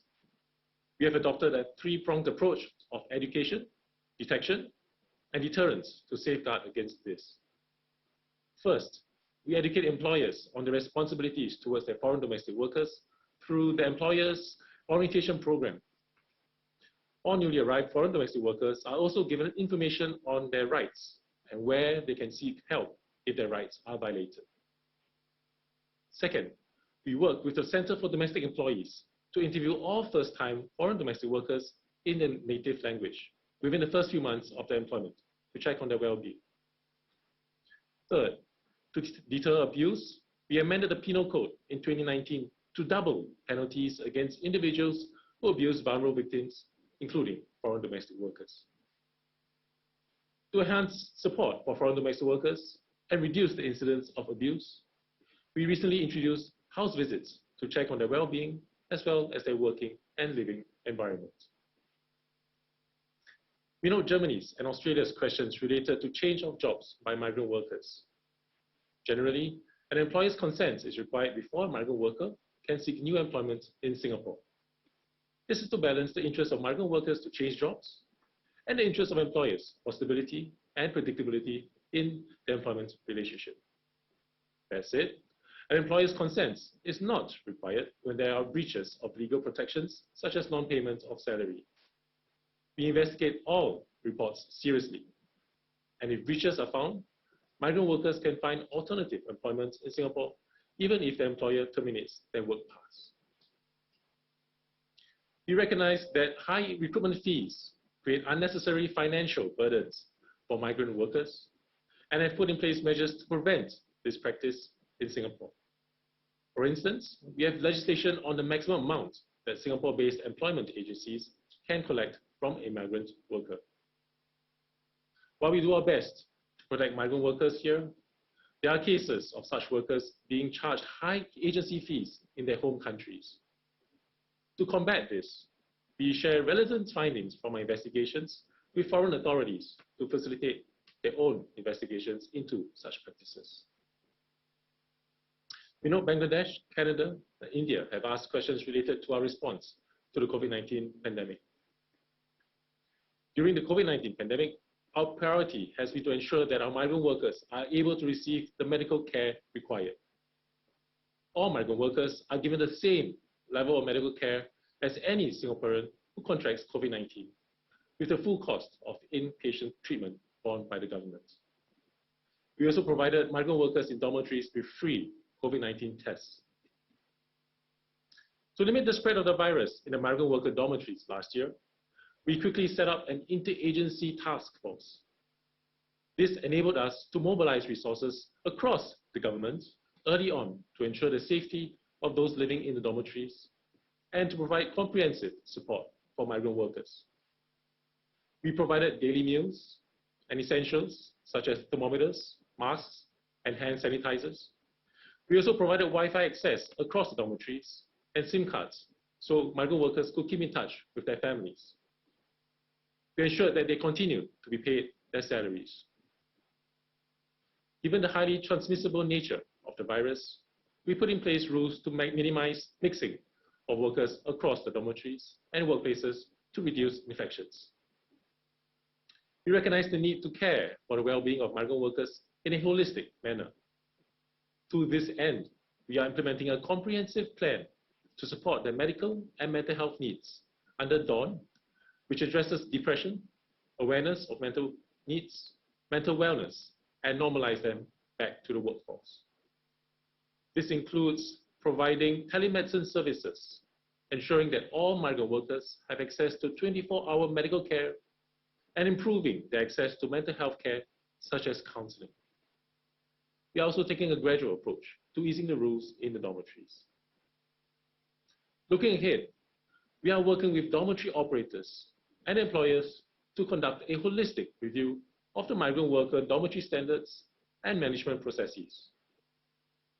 We are also enhancing regulations of migrant worker accommodation and building new dormitories with improved living standards that meet or exceed the standards set by the International Labour Organization.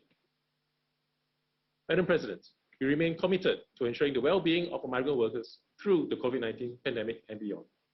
Thank you. Thank you, and we will now return to our interactive dialogue. And I give the floor to the Lao People's Democratic Republic on Zoom. Madam President, I commend Singapore for the remarkable progress made in the development of human rights, which include enhancing gender equality, advancing well-being, health and safety of migrant workers, promoting social and economic inclusion of persons with disabilities, and protecting low-income and vulnerable residents during the pandemic. I wish to offer the following recommendation. 1. Enhance affordable access to quality education and healthcare services for all during the pandemic, including access to COVID-19 vaccine for migrant workers. And 2. Continue to integrate persons with disability into society under the enabling master plan to ensure that they could access to education, job training, and employment. We wish Singapore a good success in this review. I thank you, Madam President. Thank you. And I give the floor to Latvia for a video statement. Latvia welcomes the delegation of Singapore to the UPR working group and would like to recommend 1. To establish a moratorium on death penalty with a view to its eventual abolition and consider ratifying the second optional protocol of the ICCPR. 2. To criminalize domestic violence and marital rape. We would also like to reiterate the following recommendations from the previous UPR cycle. 1. To consider extending a standing invitation to all special procedures mandate holders of the HRC. 2. To ratify and fully align its national legislation with all the obligations under the Rome Statute of the ICC. And 3. To consider ratifying the ICCPR, the ICSCR, and CAT. We wish the delegation of Singapore success in the review. I thank you. Thank you. I give the floor to Lebanon on Zoom. Madam President, Lebanon warmly welcomes the delegation of Singapore and commends their efforts to further human rights and buttress social cohesion in the country. In a constructive spirit, Lebanon recommends 1. Improve access to quality education for those with special needs and from low-income households.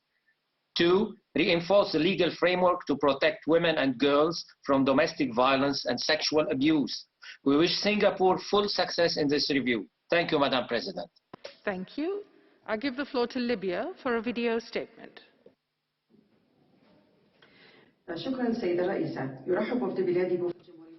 Thank you, President. My delegation thanks that of Singapore and welcomes it to the report. To the UPR. We commend its cooperation with the UPR and the government's efforts to promote social and economic rights, prevent discrimination against women, uphold the rights of the child, and we make the following recommendations. Continue efforts to promote the National Plan for Integration of Persons with Disabilities, prevent trafficking, support victims, and we wish Singapore every success in this UPR. Thank you. Thank you. I give the floor to Lithuania for a video statement. Thank you, President. Lithuania warmly welcomes the delegation of Singapore and thanks it for its national report. We appreciate Singapore's progress in promoting and protecting human rights. To further build on those positive developments, we recommend Singapore. First, to introduce an immediate moratorium on death penalty with a view to its future complete abolition. Second, to raise the minimum age of criminal responsibility to an internationally accepted standard. Third, to establish an independent national human rights institution in line with the Paris Principles. We wish Singapore a successful review. Thank you. Thank you. I give the floor to Luxembourg for a video statement.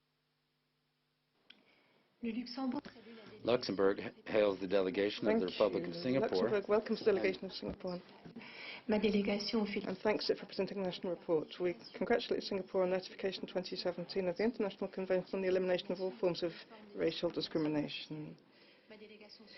We make the following 4 recommendations to Singapore. 1, ratify the core human rights instruments. 2, abolish the death penalty. 3, prohibit discrimination based on sexual orientation and gender identity. 4, ratify the Rome Statute of the International Criminal Court. Luxembourg wishes every success to Singapore in the implementation of the recommendations from the UPR. Thank you. Thank you. And I give the floor to Malawi on Zoom. Thank you, Madam President. The Republic of Malawi warmly welcomes the delegation of Singapore and commends Singapore for the comprehensive report delivered today. Malawi also applauds Singapore for its effort in implementing the recommendations accepted in the second cycle. In a constructive spirit, and whilst recognizing that internal processes should start before ratifying treated bodies, Malawi makes the following recommendations. 1, ratify the Convention Against Torture and other cruel, inhuman, or degrading treatment or punishment. 2, establish an official moratorium on capital punishment with a view to abolishing the death penalty. 3, repeal the Penal Order Act and relative sections of the Penal Code to allow peaceful demonstration without undue restrictions and guarantee the right to peaceful assembly to all people in Singapore. Thank We wish you. the delegation of Singapore a successful review. Thank you. Thank you. I give the floor to Malaysia for a video statement. Malaysia thanks Singapore for the presentation of its national report. Malaysia commends Singapore's commitment to the UPR and notes the progress made in implementing recommendations from its previous reviews. In a spirit of constructive engagement, Malaysia offers 3 recommendations. 1, continue efforts to protect children and youth against sexual exploitation. 2, intensify measures to enhance the enjoyment of freedom of religion or belief, including by lifting the ban on the wearing of hijab by Muslim women employees in the public services. And 3, take steps to establish a national human rights institution in compliance with the Paris Principles. Malaysia wishes Singapore a successful review. Thank you. I give the floor to the Maldives on Zoom. Thank you, Madam President. The Maldives warmly welcomes the high-level delegation from Singapore to this 3rd cycle review and thanks them for their presentation. The Maldives applauds the progress made by Singapore since the last UPR cycle, and we applaud the government for adopting a human-centered approach that leaves no one behind to contain the spread of the COVID-19 pandemic. In this regard, we would like to highlight the commendable work undertaken by the government to address the impact of the pandemic on migrant workers. In constructive spirit, the Maldives makes the following 2 recommendations: ensure vulnerable groups are engaged in the development of policies and programs related to climate change and disaster reduction, and 2, continue to promote sustainable economic and social development programs to strengthen the implementation of SDGs. We wish our fellow small island developing states Singapore a successful review. I thank you, Madam President. Thank you. I give the floor to Malta for a video statement. Malta welcomes the delegation of Singapore and commends it on the measures taken to improve equality. Malta would like to recommend the following. 1. Consider implementing training for healthcare professionals on sexual orientation and gender identity issues with the aim of eliminating discrimination in healthcare access. 2. Take measures to increase accessibility in television broadcasts by encouraging service providers to adopt closed captioning and sign language interpreters across television stations. We wish the delegation of Singapore a successful review session. Thank you. Thank you. I give the floor to the Marshall Islands on Zoom. Thank you, Madam President. The Republic of the Marshall Islands warmly welcomes the delegation of Singapore and thanks them for the report. We commend Singapore on its initiatives to advance child rights, including through the amendment of its legislation on child protection, and further welcome the measures taken to promote the sharing of domestic and family responsibilities. We are also pleased to note the release of its low-emissions development strategy, setting out Singapore's priorities to address the impacts of climate change. We offer the following recommendations for Singapore's consideration. 1. Continue efforts to increase the participation of women in politics and public service. And 2. Implement the climate action policies outlined in the low emissions development strategy. In closing, we wish the delegation of Singapore a visit cycle. Thank you.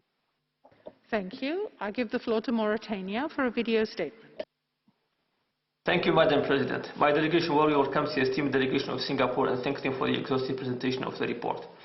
Mauritania commends the positive human rights achievements and implementation measures taken during the period under review by Singapore.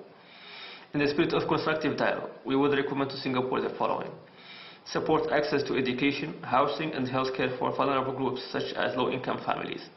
Pursue the efforts aiming at enhancing legislative and policy measures to protect migrant workers during the COVID-19 pandemic. In conclusion, my delegation wishes to Singapore a successful review. Thank you for your attention. Thank you. And I give the floor to Mauritius for a video statement. Chair, Mauritius extends a very warm welcome to the high-level delegation from Singapore. We commend Singapore for dealing effectively with the COVID-19 pandemic, ensuring that the rights of all citizens remain protected at all times. We applaud this inclusive approach. We also commend Singapore's continued progress through new measures to protect children and women's rights. In a brotherly spirit, we recommend that Singapore consider ratifying the International Covenant on Economic, Social and Cultural Rights, and the UNESCO Convention on the Protection and Promotion of the Diversity of Cultural Expressions. We wish Singapore a very successful review. Thank you. I give the floor to Mexico for a video statement. Gracias, Presidenta. Thank you, President. We thank Singapore for the report. We welcome the efforts ensuring gender equality and the right to health for migrants in the pandemic context. Seeking to strengthen human rights policies, we recommend 1. Accede to the Convention on the Status of Refugees and adopt legislation on this matter in step with international standards. 2. Continue to review the use of the death penalty and the type of crimes to which it is applied. 3. Update the law on public order and the criminal code to ensure the right to peaceful assembly without discrimination. We wish Singapore great success during this review. Thank you. Thank you. I give the floor to Mongolia for a video statement. Mongolia welcomes the delegation of Singapore. We commend Singapore's progress in strengthening its legislative framework to protect and promote the rights of children, youth and women, as well as to ensure the rights of persons with disabilities and older persons. We also underline Singapore's successful response to the COVID-19 pandemic. Mongolia welcomes Singapore's ratification of the ICRD and encourages her to ensure its effective implementation. We further encourage Singapore to consider establishing a national human rights institution in line with the Paris principles. Mongolia recommends to Singapore to continue to ensure that its COVID-19 response is inclusive, whilst also giving due consideration to the rights of all vulnerable groups, in particular children and older persons. To enhance its efforts to eradicate all forms of discrimination against minority groups. We wish Singapore a very success in this cycle with EPR. Thank you. Thank you. I give the floor to Montenegro for a video statement. Montenegro welcomes the distinguished delegation of Singapore. Montenegro recognizes the commitment of the government to advance the protection and promotion of human rights. We welcome the recent legislative reforms undertaken to better protect women and girls from domestic violence, as well as streamlining the child-oriented policies. Montenegro notes Singapore's actions to counter the pandemic and to build a more resilient post-COVID society, also through the setting up the emerging Stronger Task Force.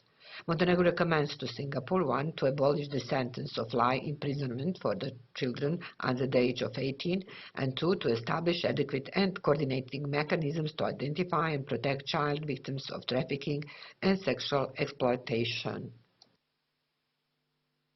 Thank you. I give the floor to Morocco for a video statement. Madam President, the Kingdom of Morocco welcomes Singapore's participation in the UPR and notes the positive steps taken since its last review. My delegation welcomes the continuous developments by the government of Singapore of the 5-year plans known as enabling master plans comprising measures to integrate persons with disabilities into society. Finally, Morocco would like to recommend to the government of Singapore to consider 1, the ratification of the Convention Against Torture and Other Cruel, Inhuman or Degrading Treatment or Punishment, 2, the International Convention on the Protection of the Rights of All Migrants, Workers and Members of their Families, and 3, the International Convention for the Protection of All Persons from Enforced Disappearances. Thank you, Madam President. Thank you. I give the floor to Mozambique on Zoom. Madam President, we welcome the distinguished delegation of Singapore to this session. We commend Singapore for the approval of the third enabling plan 2017-2021 that supported the integration of persons with disabilities and for its national response to the COVID-19 pandemic.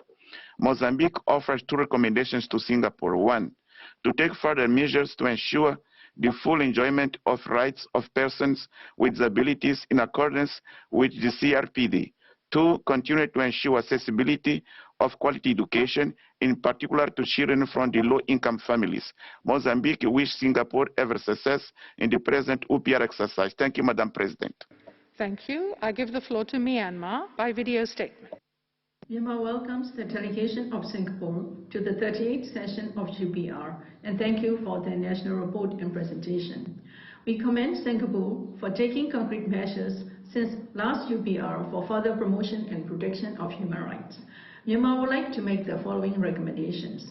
1, to continue to provide COVID-19 related care for migrant workers within existing measures and extend further measures to ensure their well-being, medical and social needs. 2, to continue improving its efforts in the area of affordable quality education for the children. And 3, to continue to enhance the policy of protection for women against violence and family violence. We wish Singapore for successful UPR and thank you. Thank you. I give the floor to Namibia by video statement. Madam President, Namibia welcomes the esteemed delegation of Singapore to the 3rd cycle of the UPR and thank them for their commitment to this process. Madam President, Namibia is particularly pleased to note that Singapore in May 2020 established an emerging Stronger Task Force to identify opportunities in the post-COVID-19 world. In the spirit of constructive dialogue, we recommend that Singapore 1, ratify all core international human rights treaties, and 2, accede to the 1951 Convention relating to the status of refugees and its 1967 protocol. We wish the delegation of Singapore a successful review. I thank you, Madam President. Thank you. I give the floor to Nepal on Zoom. Madam President, Nepal welcomes the delegation of Singapore to the 3rd cycle of UPR. We commend Singapore for ratifying the 3rd Convention, initiative for the protection of the rights of child, elderly people and persons with disability are noteworthy. We commend Singapore for achieving the 53% representation of women in public service. While wishing the successful UPR, we commend Singapore the following. 1, incorporate the lesson learned from the implementation of the 3rd Enabling Master Plan 2017-2021 for enhancing the protection of rights of persons with disability. 2, consider ratifying the ICCPR and ICSCR. I thank you, Madam President. Thank you. I give the floor to the Netherlands by video statement. The Kingdom of the Netherlands thanks the delegation of Singapore for the presentation of its national report. Building on Singapore's successful efforts to promote a harmonious multi-ethnic society, further steps by the government of Singapore would be welcome to the promotion and protection of all human rights for all citizens. The Netherlands recommends Singapore to 1, abolish Section 377A of the Penal Code which penalizes carnal intercourse against the order of nature and actively improves the position of LGBTI+ persons. 2. Amend Article 14 of the Constitution so that it clearly proclaims press freedom and freedom of expression and information without any restriction. 3. Re-establish a moratorium on executions with a view to the complete abolition of the death penalty. Thank you. Thank you. And I give the floor to New Zealand for a video statement. Madam President, New Zealand welcomes this opportunity for dialogue with Singapore on its human rights situation. New Zealand acknowledges progress made in Singapore, including ratification of the Convention on the Elimination of All Forms of Racial Discrimination. New Zealand recommends that Singapore take steps to abolish the use of the death penalty in practice and in law. New Zealand also recommends that Singapore ensure that the right to freedom of opinion and expression is protected, including via online public platforms. New Zealand recommends that Singapore decriminalise consensual same-sex relationships and eliminate legislation and policies that discriminate based on sexual orientation and gender identity. Thank you. Thank you. And I give the floor to Nicaragua on Zoom. Thank you, Madam President. Nicaragua warmly hails the delegation of Singapore. We thank them for the third UPR report. We recognize progress made in the report and that are aiming at constructive cooperation. We respectfully offer the following recommendations. 1. Continue the plan for empowering women and strengthening the conversations on development of women in Singapore launched in 2020. 2. Continue promoting the inclusion of all racial and religious groups. 3. Continue strengthening access to quality and inclusive education. We wish Singapore the greatest of success. Thank you very much, Madam President. Thank you. I give the floor to Niger on Zoom.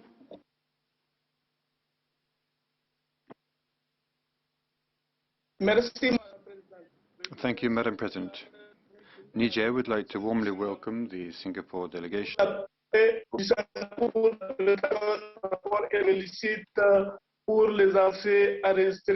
We note major progress made in the area of human rights. Niger would like to constructively offer the following recommendations. To continue efforts ensuring inter-ethnic and inter-religious harmony. To consider joining the International Convention on the Protection of Migrant Workers. We wish every success to Singapore in the implementation of its recommendations. Thank you. I give the floor to Nigeria on Zoom. Thank you, Madam President. Nigeria welcomes the delegation of the Republic of Singapore and thanks it for the presentation of the country's third cycle UPR national reports. We applaud the government of Singapore for the progress achieved in the promotion and protection of the rights of women and girls, persons with disability, as well as older persons. In the spirit of constructive dialogue, Nigeria makes the following recommendations to Singapore. 1. Strengthen measures to combat human trafficking and ensure the protection of the rights of victims as well as the rights of migrants. And 2. Adopt further measures to ensure access to justice as well as the enjoyment of human rights by all without discrimination. We wish Singapore a very successful review process. I thank you, Madam President. Thank you. I give the floor to North Macedonia for a video statement. Madam President, North Macedonia recognizes the commitment of Singapore for continuous advancement of human rights. We welcome the recent legal reforms for enhancing protection of women against domestic and sexual violence. Furthermore, we commend the government for undertaking significant measures to put human rights in the center of the COVID-19 response, in particular, efforts for protecting vulnerable groups and migrant workers. We recommend, first, to strengthen the normative framework for protection of victims of human trafficking, including women and children. Second, to undertake further reforms towards abolishing the death penalty. We wish Singapore a successful UPR cycle. I thank you. Thank you. I give the floor to Norway by video statement. Madam President, Norway welcomes Singapore's participation in the UPR and notes the positive steps that Singapore has taken since the last review, including the ratification of the International Convention on the Elimination of All Forms of Racial Discrimination. Norway recommends that Singapore 1. Establishes a moratorium on the use of the death penalty with a view to abolition. 2. Abolishes the practice of corporal punishment as a judicially imposed punishment. 3. Removes all existing obstacles to the registration of LGBTI organizations. And 4. Reviews the Protection from Online Falsehood and Manipulation Act, as well as other laws such as the Defamation Act, to ensure that the right to free speech is sufficiently protected. I thank you. Thank you. And I give the floor to Oman for a video statement. سعادة الرئيس سرنا أن نرحب برئيس جمهورية سنغافورة الصديق. We would like to warmly welcome the delegation of the brotherly country of Singapore. We thank them for the presentation of the report, and we welcome the participatory approach in the compilation of the report. We have tracked the contents of the report, and we have the following recommendations: to continue efforts aimed at ameliorating public services, also to bolster efforts to build an inclusive society, and to continue efforts to ensure lifelong learning. We wish every success to Singapore. Thank you. Thank you. I give the floor to Pakistan on Zoom. Madam President, Pakistan thanks Singapore for the presentation of its third UPR report and appreciate its efforts in implementing the second UPR recommendations. We also recognize Singapore's efforts to protect migrant workers during the COVID pandemic through provision of health and other services. We recommend Singapore, number 1, to continue taking steps aimed at building inclusive society and promoting peaceful coexistence without any discrimination on the basis of race, color, religion, or ethnicity. Number 2, sustain efforts to promote rights of migrant workers, especially in dealing with COVID pandemic-induced challenges. I thank you, Madam President. Thank you. And I give the floor to Paraguay on Zoom. Madam President, Paraguay hails the distinguished delegation of Singapore. We thank them for the report. Respectfully, Paraguay recommends 1, the ratification of the primary international human rights treaties that have yet to be ratified, to move forward in SDG 5, 11, 13, and 16, to establish a permanent national mechanism for the implementation, reporting, and follow-up on recommendations in human rights, considering the possibility of receiving cooperation to this end under SDGs 16 and 17. 3, implement a national plan of action for education and human rights. 4, make progress toward the abolition of the death penalty in step with SDG 16. Thank you very much, Madam President. Thank you. And I give the floor to Peru for a video statement. Madam President, Peru thanks Singapore for the report. We recognize progress made, including the establishment of the Council for Diversity and the overturning of marital immunity in the case of rape. With a constructive spirit, we recommend 1, consider undertaking legislative reform to prohibit corporal punishment to children and to develop awareness raising on the toxic effects thereof. 2, continue the efforts to fight trafficking women and girls in labor and sexual exploitation. 3, ensure that migrant domestic workers receive the same protection and entitlements as domestic workers. Thank you. Thank you. And I give the floor to the Philippines for a video statement. Thank you, Chair. The Philippines thanks Singapore for its constructive engagement in the UPR process. We commend Singapore on its ratification of the ICERD in 2017 and welcome the government's intensified efforts to protect children and youth from sexual exploitation and other forms of abuse and neglect. In a constructive spirit, the Philippines presents the following recommendations. 1, continue efforts to uphold and protect the rights, safety, health, and welfare of migrant workers, including during the COVID-19 pandemic. 2, further strengthen programs and services that are available to migrant workers, including those related to mental health. And 3, continue to ensure the provision of adequate protection and support for victims of trafficking in persons, especially women and children.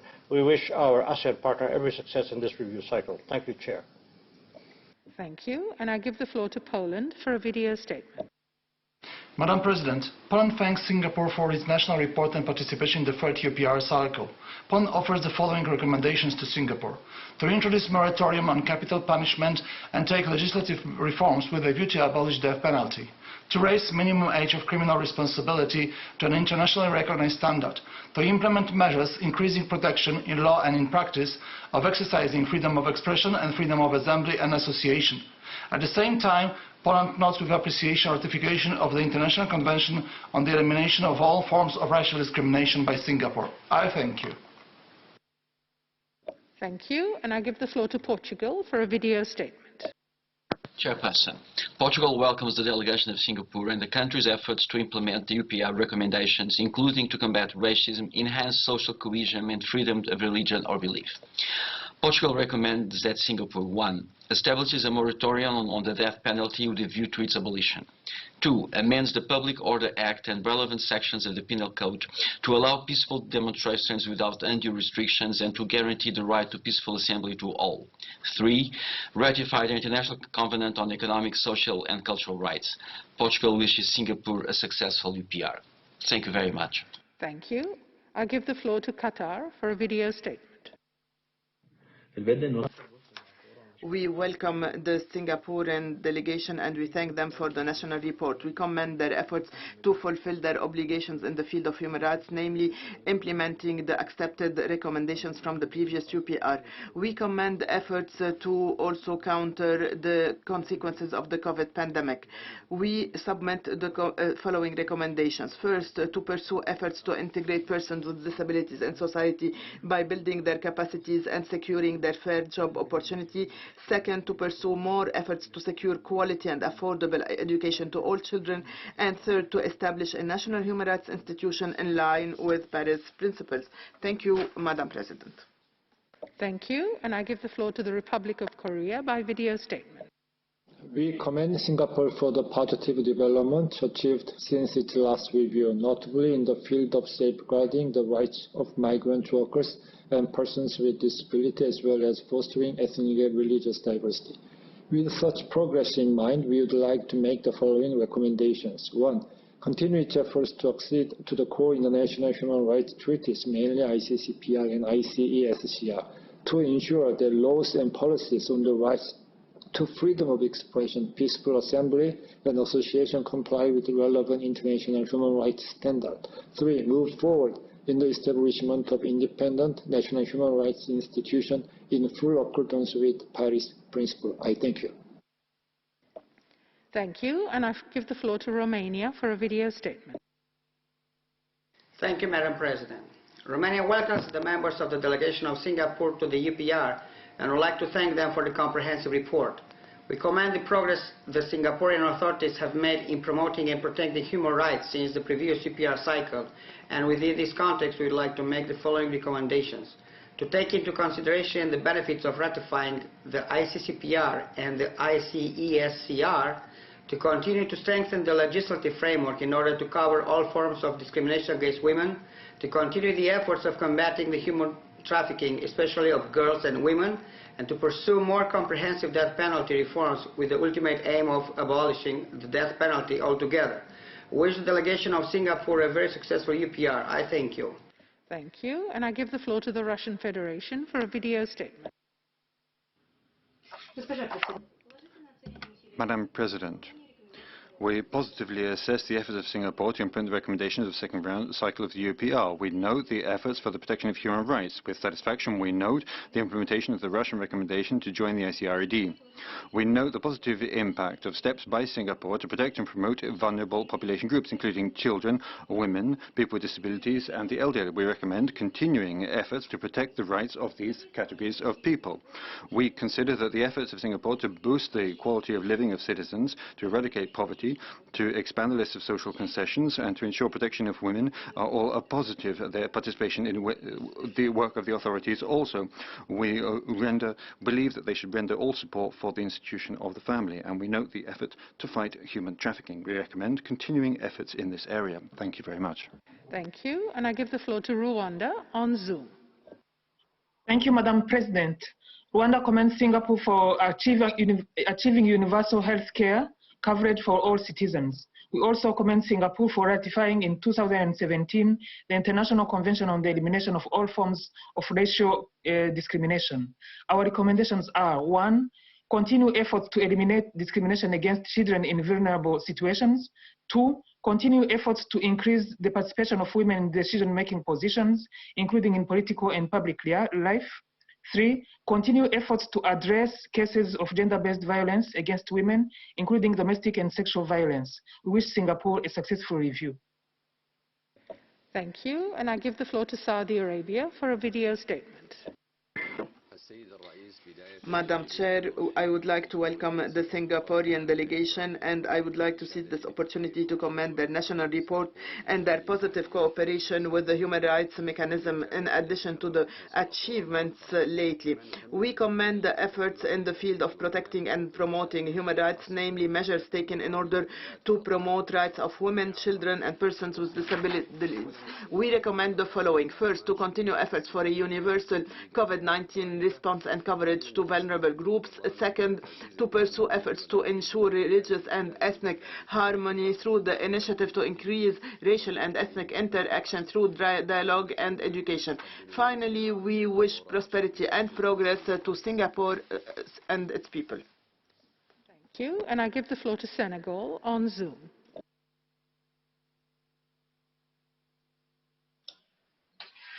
Merci, Madame. Thank you very much, Madam President. The Senegalese delegation would like to warmly welcome the delegation of the Republic of Singapore. We congratulate them for the presentation of their national report under the third UPR cycle. My delegation notes and congratulates the Singapore government with its strong political will to implement the recommendations accepted during the second cycle.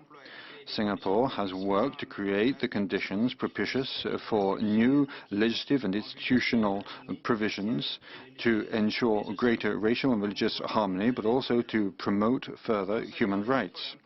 Whilst noting the positive efforts of Singapore, we would like to offer the following recommendations.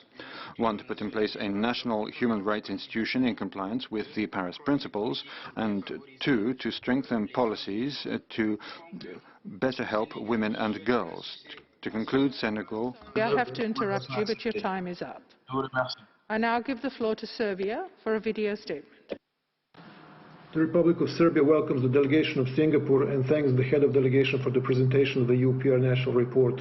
Singapore has shown a respectful level of commitment to the UPR process in the previous period. Serbia in particular welcomes the results accomplished within the fight against human trafficking, as well as the efficient manner Singapore has responded to the COVID-19 pandemic. In spirit of a constructive dialogue, we would like to recommend to Singapore the following: to establish an adequate and coordinated mechanism for the identification and protection of child victims of trafficking and sexual exploitation by strengthening the capacity of relevant services, to make additional efforts to provide equal opportunities for children belonging to minority groups. Serbia wishes Singapore a fruitful review process. Thank you. Thank you. And I give the floor to Slovakia for a video statement. Slovakia commends Singapore for taking positive steps to address recommendations from previous UPR, such as ratification of ICERD. While recognizing de facto moratorium on the death penalty, the existence of this punishment remains a matter of concern. We would like to offer following recommendations to Singapore. First, consider ratifying International Covenant on Economic, Social and Cultural Rights. Second, take appropriate measures to ease restrictions on freedom of expression and freedom of the media online and offline. Third, ratify Convention Against Torture. Fourth, enhance efforts to combat discrimination and violence against women. And fifth, take steps to carry out recommendations with regard to the implementation of the CRC. We wish Singapore a successful review. Thank you. I now give the floor to the delegation of Singapore to address observations and comments that have been raised so far. You have the floor. Madam President, I am Serafina Fong from the Ministry of Law. I will address how Singapore respects and protects freedom of expression and freedom of assembly. Both are fundamental liberties guaranteed under our Constitution in line with international standards. Societies have to find the right balance between individual freedom and liberty on the one hand and the interests of society on the other. We believe that free and responsible speech is vital to our democracy. Vigorous debates on a wide range of issues take place openly and frequently, both online and offline. Our information landscape is cosmopolitan. The BBC, Bloomberg, Google, Facebook, and others have made Singapore their base for operations in Asia. International publications such as the New York Times print and distribute their Asian editions through Singapore. Modern technology has brought new challenges for free speech by enabling discourse to be more easily influenced and manipulated by online falsehoods. Falsehoods misinform citizens and polarize society. This is especially detrimental to a compact and highly diverse society like Singapore. In response to this challenge, we have adopted a whole-of-society approach with measures such as public education, public communication, and legislation.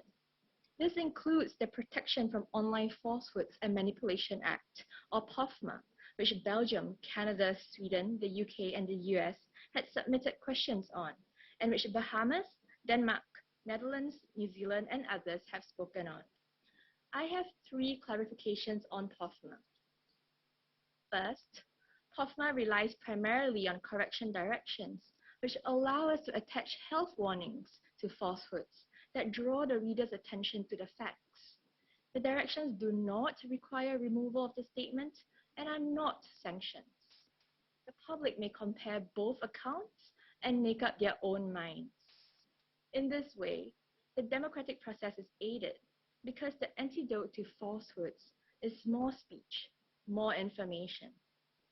This approach should also be compared with how Twitter affixes labels on misinformation. Alerting readers and giving links to other information may help readers come to their own conclusions. Second, POFMA applies only to false statements of fact that affect the public interest. It does not apply to opinions and cannot be used just because the government disagrees with a statement. Third, POFMA provides for checks and balances, as a POFMA direction may be challenged in court. The courts will be the final arbiter of whether there is a false statement of fact. My colleague from the Ministry of Health had earlier mentioned that the use of POFMA complemented a robust public communications effort during the pandemic. Over half of POFMA cases were in response to COVID-19 related falsehoods. For example, in April this year, falsehoods were made that a person had died and another had a stroke from COVID-19 vaccinations. Ireland, Norway, and others spoke about our laws on contempt of court. The Administration of Justice Protection Act, which was enacted in 2016, is based on a common law of contempt. The law of contempt does not shield the judiciary from fair criticism. It deals with personal attacks on judges and the courts. It seeks to protect what is fundamental to the rule of law, which is trust in the judicial system. Many countries have similar contempt laws. Singapore's civil and criminal justice systems are regularly ranked highly in leading international indices on rule of law. There's also, the Czech Republic, Finland, Mexico, Portugal commented about the right to freedom of assembly in Singapore. We aim to balance the right to freedom of assembly and the right to safety and security, the right of people to go about their business without disamenities that might arise from protests. Organizers of cause-based assemblies and processions are required to obtain a police permit for events. The police will assess the likelihood of disruption to law and order, amongst others, when deciding on the application for a permit. These rules apply regardless of the cause or personality behind the activity. Since 2009, we have approved over 8,500 applications for permits, or over 3/4 of applications submitted. There's also a speaker's corner, which is in the heart of the city, in the business district, where people can assemble without having to apply for a permit. Or it has been necessary to temporarily suspend activities at the speaker's corner due to COVID-19 public health concerns, debate and discourse continue online. In response to questions by Liechtenstein, Panama, and Belgium, and which Zambia, Argentina, and others spoke on about Singapore's accession to the human rights treaties, we reiterate our full commitment to protecting the human rights of our people. We engage seriously with treaty bodies, review our reservations where appropriate, and welcome learning opportunities on implementing human rights. Singapore may not be party to certain human rights treaties, but our domestic policies are generally in compliance with their substance, and we continually strive to achieve better outcomes for our people. Our policy is to keep core human rights treaties under review. Thank you.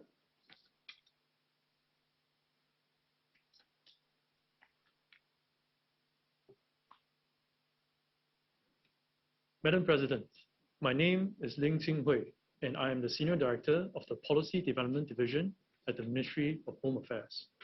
I will speak more about Singapore's approach towards law and order. We place great emphasis on ensuring the fundamental human right to safety and security. As a result, Singapore is one of the safest places in the world. Our crime rate is low, and we have constantly topped international polls in the area of law and order. These achievements have been secured by design, not by chance.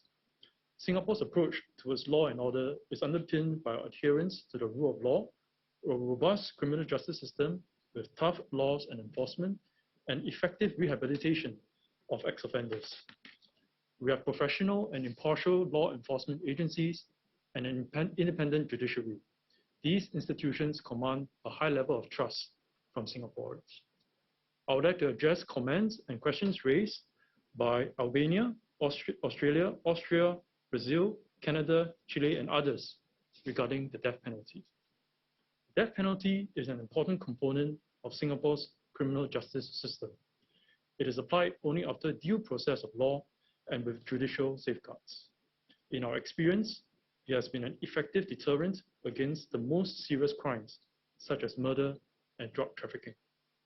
A study conducted by us in 2018 found that drug traffickers who were more aware of the penalties for trafficking had reduced the amount of drugs they trafficked into Singapore. This deterrent effect was also observed in other serious crimes. Firearm offences, for instance, declined immediately by 39% when the death penalty took effect in 1974. Kidnapping fell sharply from an average of 29 cases per year between 1958 and 1960 to just one case in 1961, when the death penalty was introduced for this offense. Both offenses are now rare in Singapore. Zambia, Australia, Costa Rica, and other states spoke about our use of corporal punishment. Judicially imposed corporal punishment in Singapore is prescribed under our law. It is meted out for serious crimes such as sexual and violent offenses, and is governed by strict legal, judicial, and medical safeguards. For instance, caning is only permitted for men who are aged 50 or younger and who have been certified medically fit to undergo the punishment. Judicially imposed corporal punishment does not violate international law. It also does not amount to torture or cruel or inhumane or degrading treatment. Like the death penalty, corporal punishment has had a deterrent effect against serious crimes. Madam President, in such debates, the rights of all individuals to live in safety and security is often overlooked. This right, however, is foremost in Singapore's approach towards law and order, as we see it as a core responsibility of governments. This approach has worked well for our people. Singaporeans today are able to live in peace and harmony, in large part because of a safe and secure environment undergirded by sound laws. We will continue to balance competing rights, but always with the interests of the larger society in mind. Thank you.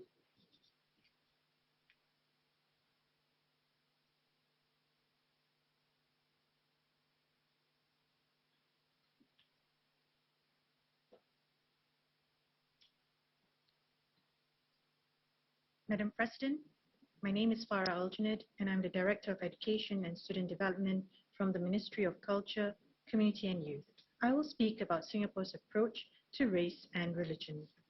As a city-state with one of the most religiously diverse populations in the world, racial and religious harmony is the cornerstone of our nation. The government works closely with the community to safeguard and promote racial and religious harmony. As Bahrain, Burundi, and Egypt have recognized, our efforts have borne fruit.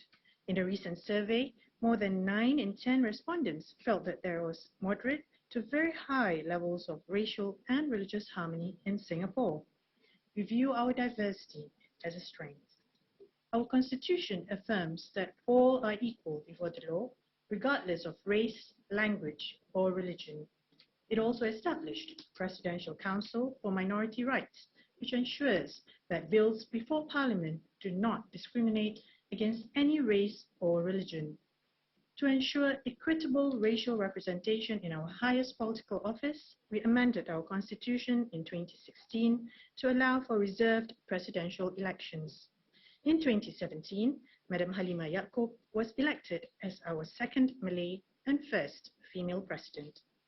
We also updated the Maintenance of Religious Harmony Act in 2019 to respond more effectively to incidents of religious disharmony and strengthen our safeguards against foreign influences that may threaten our religious harmony. Beyond legislation, we have also proactively implemented measures to build trust and understanding between different communities at the national and local levels. To build trust and familiarity among the leaders of different races and faiths and the government, we established the National Steering Committee on Racial and Religious Harmony, comprising apex leaders from major faith and ethnic groups. Chaired by the Minister for Culture, Community and Youth, the committee meets regularly to provide high-level guidance on efforts to promote racial and religious harmony. OnePeople.sg, a civil society organization that promotes racial harmony, has also held 6 regardless of race dialogues, where our national leaders engage participants from different backgrounds in frank discussions on race relations in Singapore. In 2019, our religious leaders, with support from the government, drafted the Commitment to Safeguard Religious Harmony, which spells out our shared values and the norms of social interaction among Singaporeans of different religions.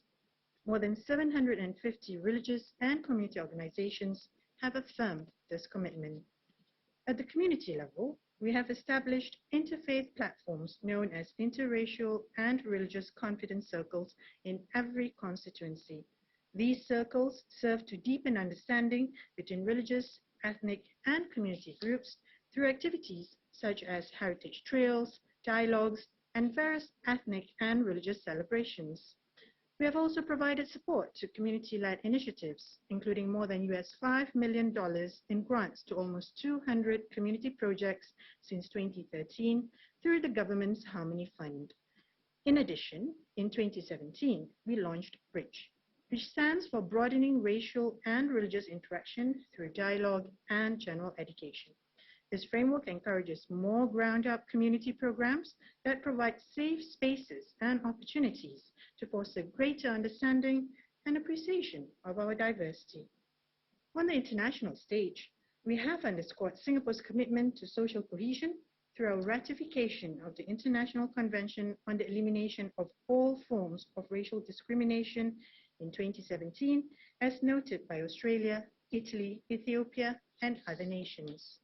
To foster international dialogue and collaboration, Singapore also hosted the first International Conference on Cohesive Societies in 2019, bringing together over 1,000 thought leaders from 40 countries to discuss shared challenges to social cohesion and interfaith harmony.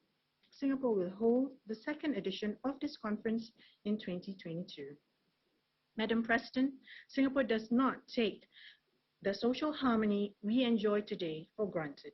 We assure Vietnam, Barbados, Jordan, and other nations that we will continue to strive towards this fundamental national ideal while adapting to evolving challenges, so that we remain a cohesive society regardless of race, language, or religion. Thank you. Thank you. And we will now continue with our interactive dialogue. And I give the floor to Slovenia for a video statement. Excellencies, Slovenia commends Singapore for its commitment to the UPR process and would like to give the following recommendations. First, to ratify other core international human rights treaties, namely the ICCPR, ICESCR, CAT, and the optional protocol to CEDAW. Second, to establish a moratorium on executions with a view to abolish the death penalty. We welcome the ratification of the International Convention on Elimination of All Forms of Racial Discrimination in 2017 and the submission of your first report thereafter. Well, since the last UPR review, the prohibition of corporal punishment of children has been enacted in early childhood development centers, we encourage Singapore to prohibit corporal punishment of children in all settings. Thank you very much. Thank you. And I give the floor to South Africa on Zoom. Madam President, South Africa welcomes the distinguished delegation of Singapore to this UPR session. South Africa commends Singapore in the implementation of the third enabling master plan, which promotes the social and economic inclusion of persons with disabilities. South Africa wishes to respectfully make the following recommendations. Establish a national human rights institution in line with the Paris Principles. Establish an official moratorium on executions with a view to abolish the death penalty. In conclusion, my delegation notes with appreciation the training opportunities that Singapore traditionally offers to countries of the Global South, including South Africa, which will also assist with the COVID-19 recovery pathway, both socially and economically. South Africa wishes Singapore a successful review. Thank you. Thank you. And I give the floor to South Sudan on Zoom. Thank you, Madam President. We thank Singapore for the national report and recommend the following. 1. Redoubling efforts to guarantee equality between woman and man in marriage and family relations. 2. To increase women's full and equal participation in all forms of decision-making process. 3. To sign and ratify the ILO Domestic Workers Convention 2011, number 189. South Sudan wishes Singapore all the best and successful review. I thank you. Thank you. And I give the floor to Spain for a video statement. Thank you, Madam President. Spain welcomes the delegation of Singapore. We recognize progress made in protecting the rights of children with changes made in 2019 to the criminal code. This incremented the protection of children and youth against sexual exploitation. We would like to recommend that they establish a moratorium on the death penalty with an eye on its complete abolition. 2, the modification of the criminal code and the code for criminal procedure to criminalize all forms of violence against women and girls and to broaden the definition of the word rape. 3, to move ahead in the reduction of restrictive measures for the freedom of movement of migrant workers. 4, ratify ILO Convention 105. And 5, modify Article 377 of the Criminal Code to decriminalize homosexual relations that are consensual between adults. Thank you very much. Thank you. And I give the floor to Sri Lanka for a video statement. Madam President, Sri Lanka warmly welcomes the delegation of Singapore and appreciates the presentation made. We commend Singapore's significant achievements since its last UPR in further upholding the rule of law, strengthening human development and advancing human rights in line with national priorities. Singapore's whole-of-society approach towards combating COVID-19 has been noteworthy.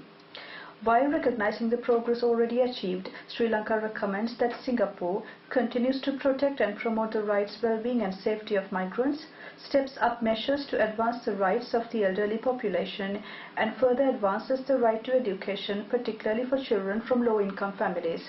We wish Singapore success in its UPR engagement. Thank you. I give the floor to Sudan for a video statement.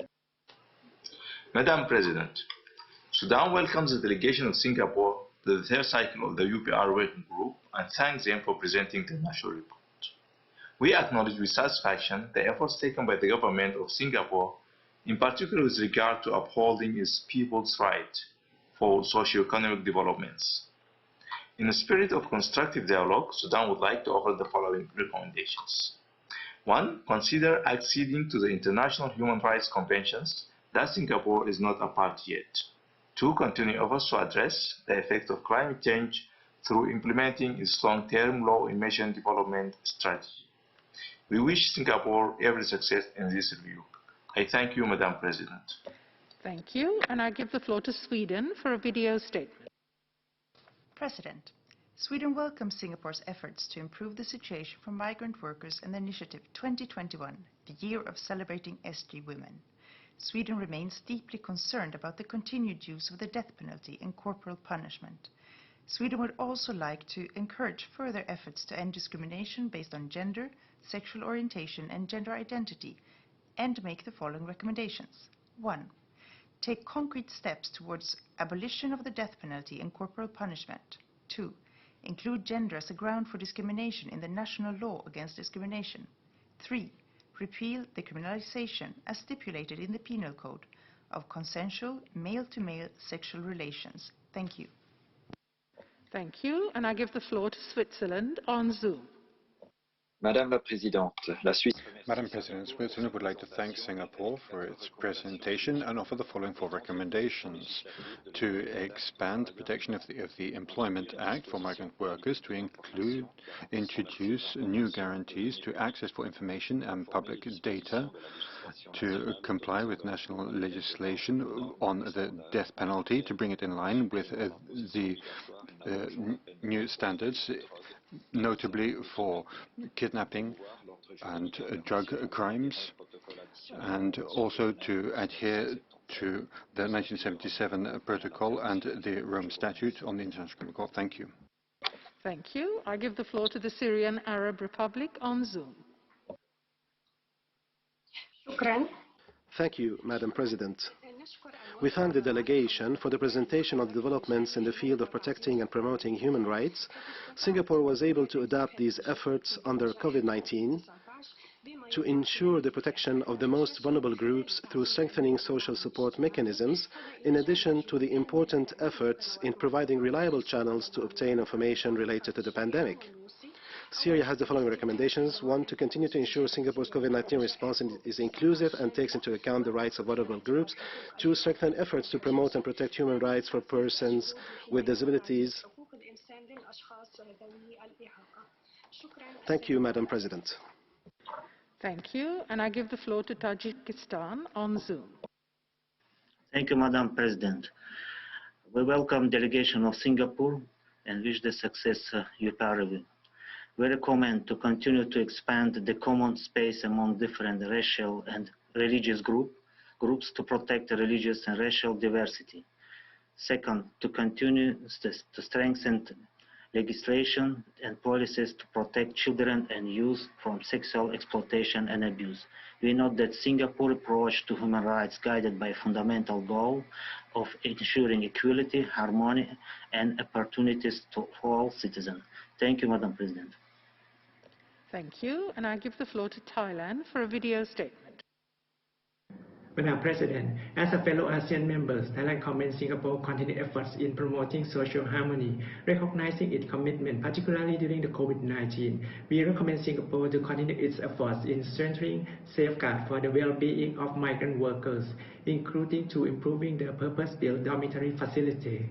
Thailand welcomes the policy protecting and advancing the best interests of the child, notably the early childhood education for all, and provision against sexual exploitation of children. We recommend Singapore to continue promoting and protecting child rights, including to ensuring that the pretrial detention of children be applied only as a measure of last resort and subject to time limitation. Thank you. Thank you. I give the floor to Timor-Leste on Zoom. Madam President, Timor-Leste warmly welcome and congratulate the Singapore delegation for the presentation of the third cycle national report. We recommend 1. Continue to review the use of the death penalty. 2. Consider establishing an independent mechanism for monitoring human rights in line with the Paris Principle. Timor-Leste commends Singapore for the progress made so far in human rights.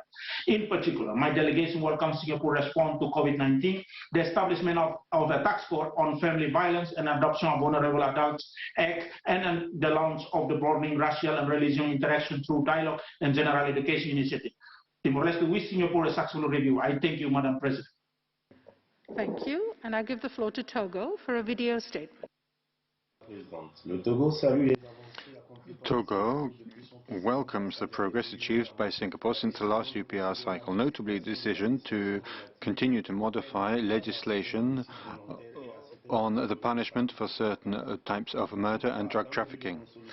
With the goal of consolidating these efforts, Togo offers the following recommendations. 1. To continue reinforcing and implementing effective legislation on the protection of the rights of the child. 2. To effectively apply the Charter of Women. And 3. To strengthen legislation to protect migrant workers, notably domestic workers. We wish every success to Singapore in this review. Thank you. Thank you. I'll give the floor to Trinidad and Tobago on Zoom. Thank you, Madam President.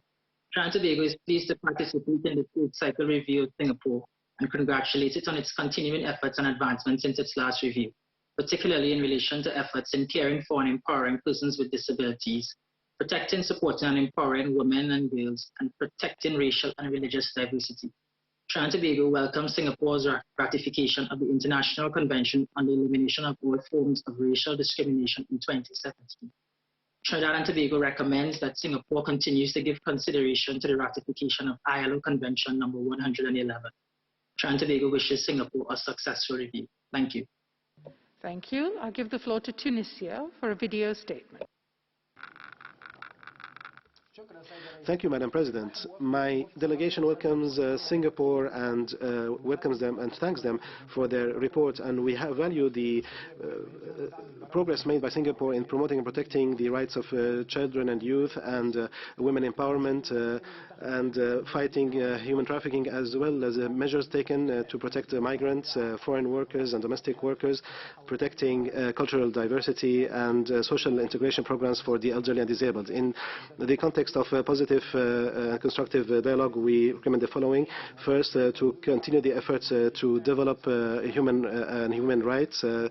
Second, to carry on the efforts to foster social inclusion.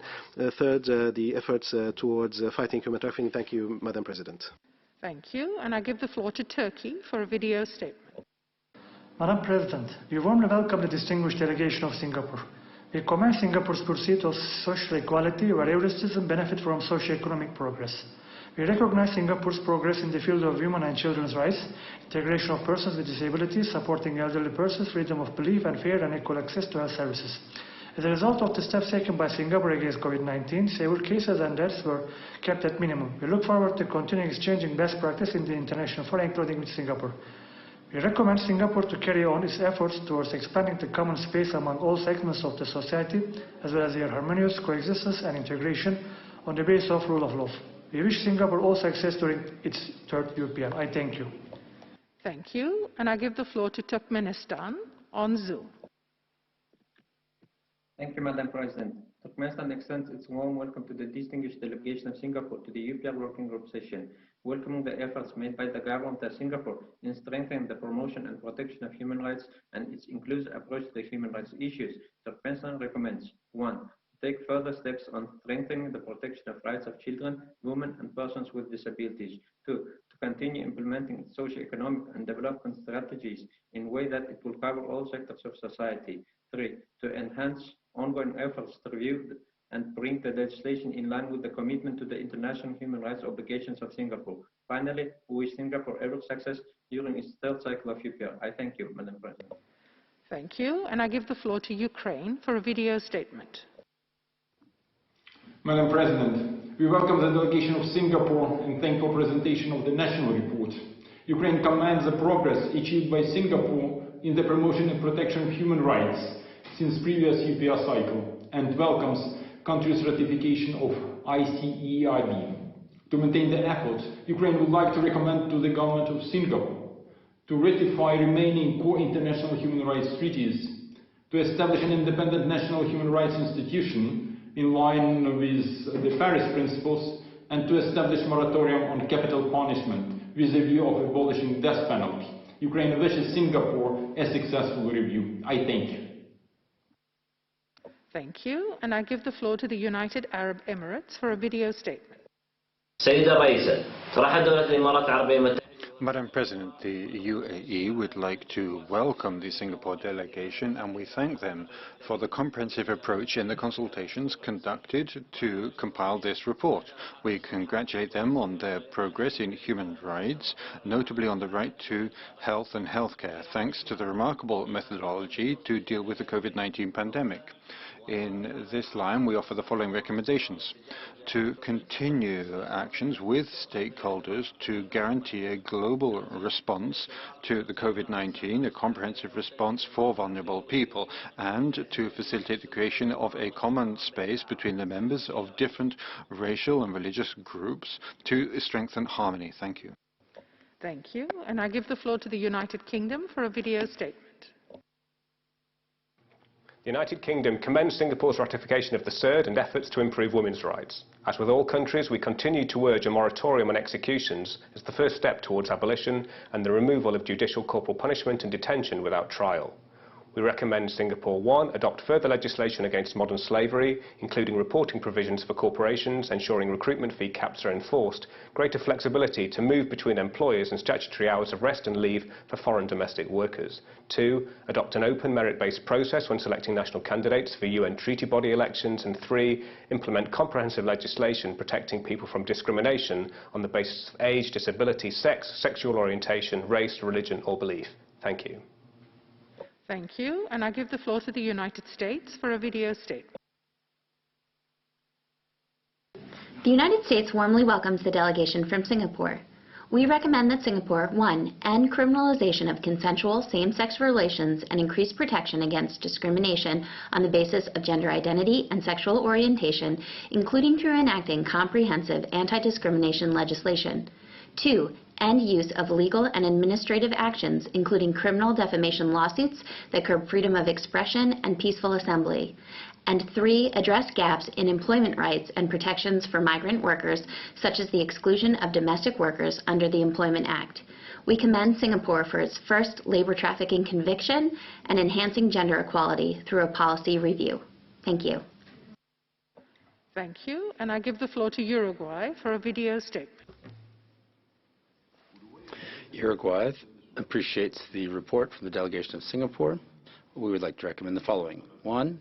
Give priority to parliamentary debates to accelerate the ratification of primary international instruments that the country is not party to yet, including the covenants on the Convention on Civil and Political Rights and the International Covenant on Economic, Social and Cultural Rights. 2. To establish an official moratorium on executions with an eye on abolishing the death penalty. 3. To ensure full respect for freedom of expression, freedom of association, adoption of measures to strengthen security in civil society for journalists and human rights defenders. 4. To strengthen commitment to the principle of non-discrimination, overturning Section 377A of the Criminal Code to decriminalize fully consensual sexual relations between adults of the same sex, and on this principle to revise other policies, laws that are discriminatory based on sexual orientation or gender. Thank you very much. Thank you. And I give the floor to Uzbekistan on Zoom.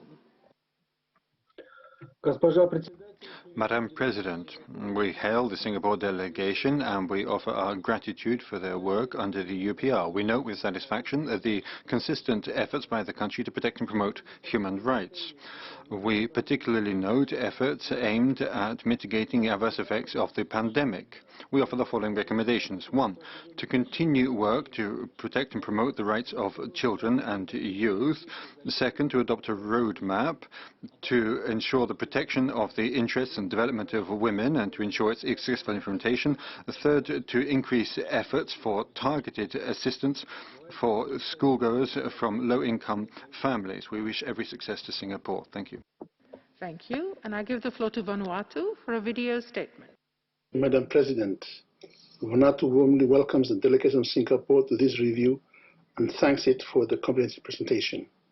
We note that Singapore has taken positive steps to implement in its legislative framework many human rights principles embodied in the international treaties. We also note the engagement of Singapore in fighting against COVID-19 by improving its capacity to protect the fragile categories of people. We recommend that Singapore increase efforts to reduce carbon emissions and increasing continuing support to global action to combat and mitigate climate change negative impacts. We wish Singapore every success in this review. Thank you, Madam President. Thank you. And I give the floor to Venezuela for a video statement. Gracias. Thank you, Madam President. We hail the distinguished delegation of the Republic of Singapore.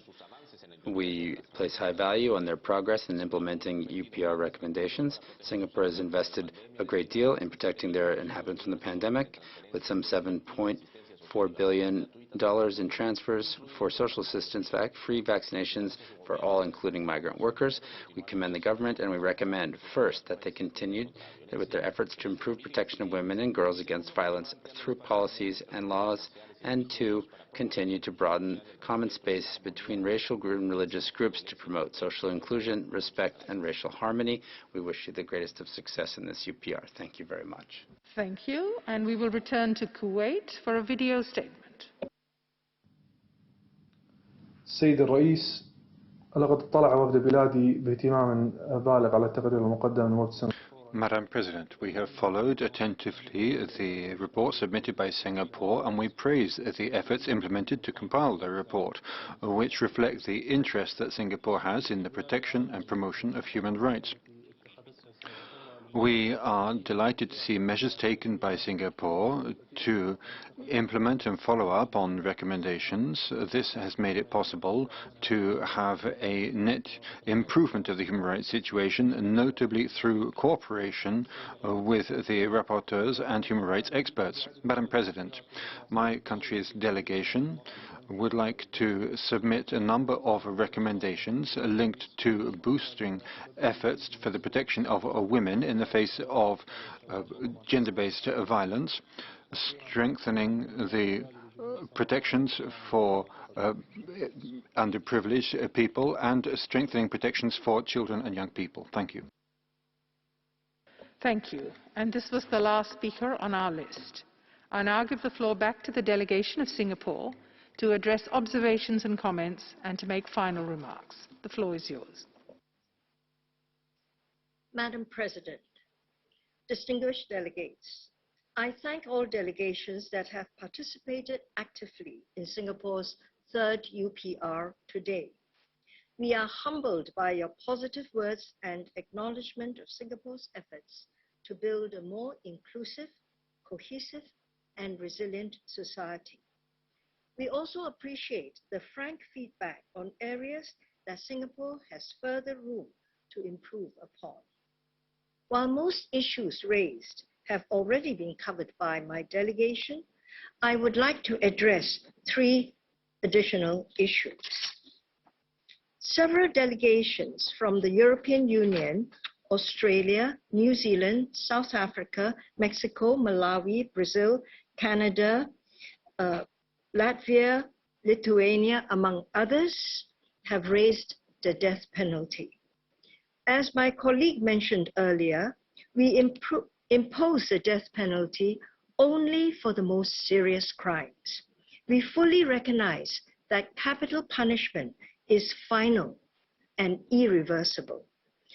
That is why we have rigorous judicial processes and legal safeguards to protect the rights of the accused.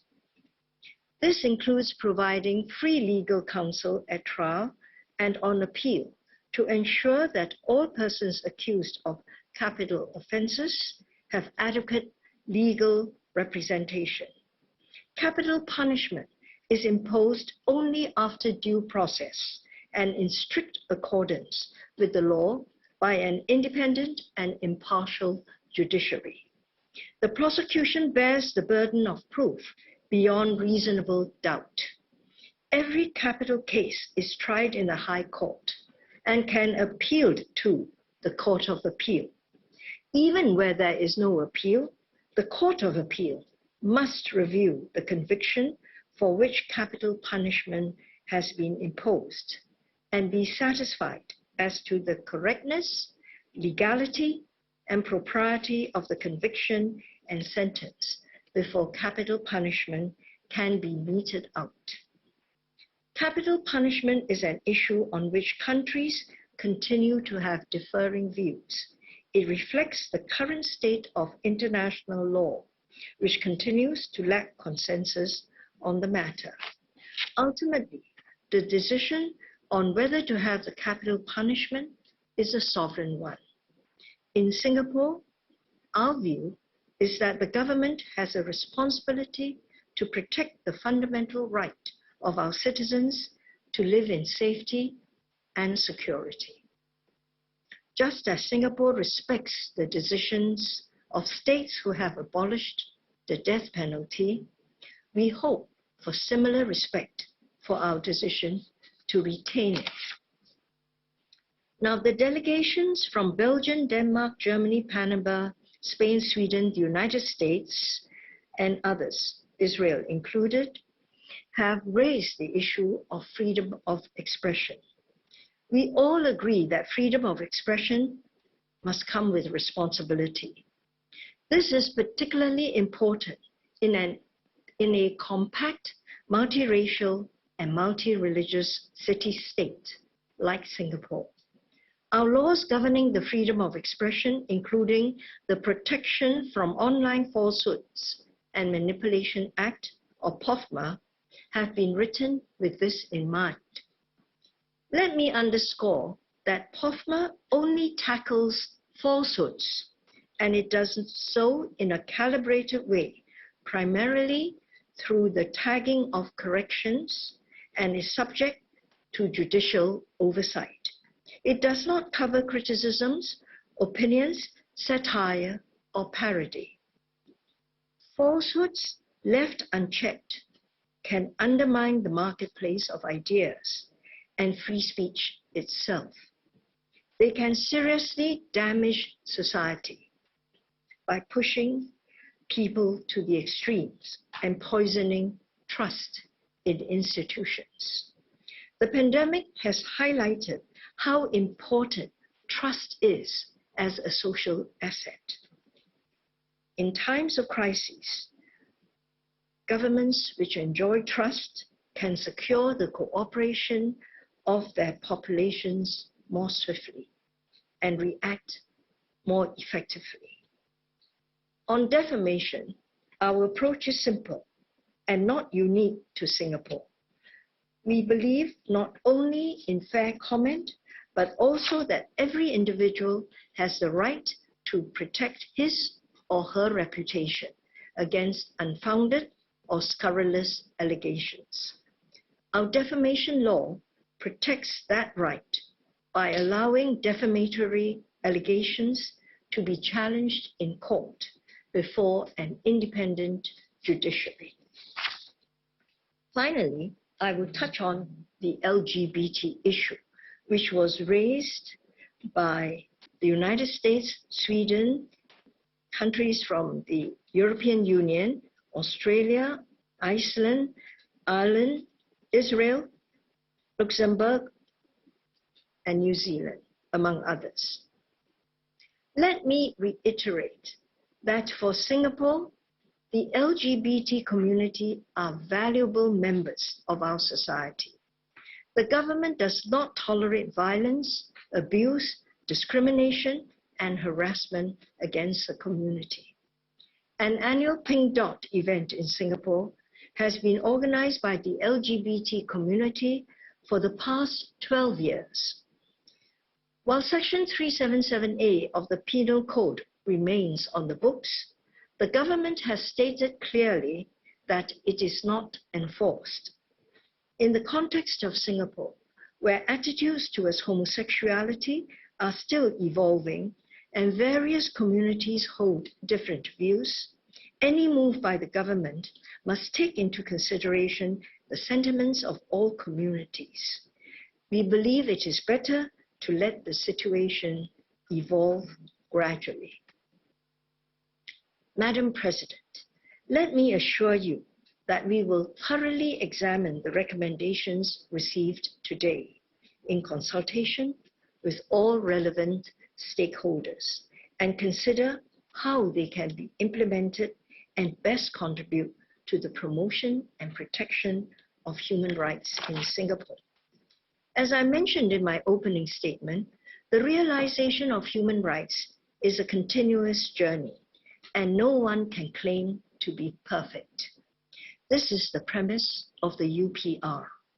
Singapore recognizes that our efforts to promote and protect human rights are a work in progress, but we are committed to achieving better outcomes for our people. We will continue to implement measures to reach this objective, bearing in mind our national context and the need to preserve the hard-earned political trust of our people in Singapore's democracy and institutions. Finally, I would like to thank the members of the Troika, the Secretariat, and the interpreters for their efforts to support this session, particularly given that it has been conducted in a hybrid format. Thank you, Madam President.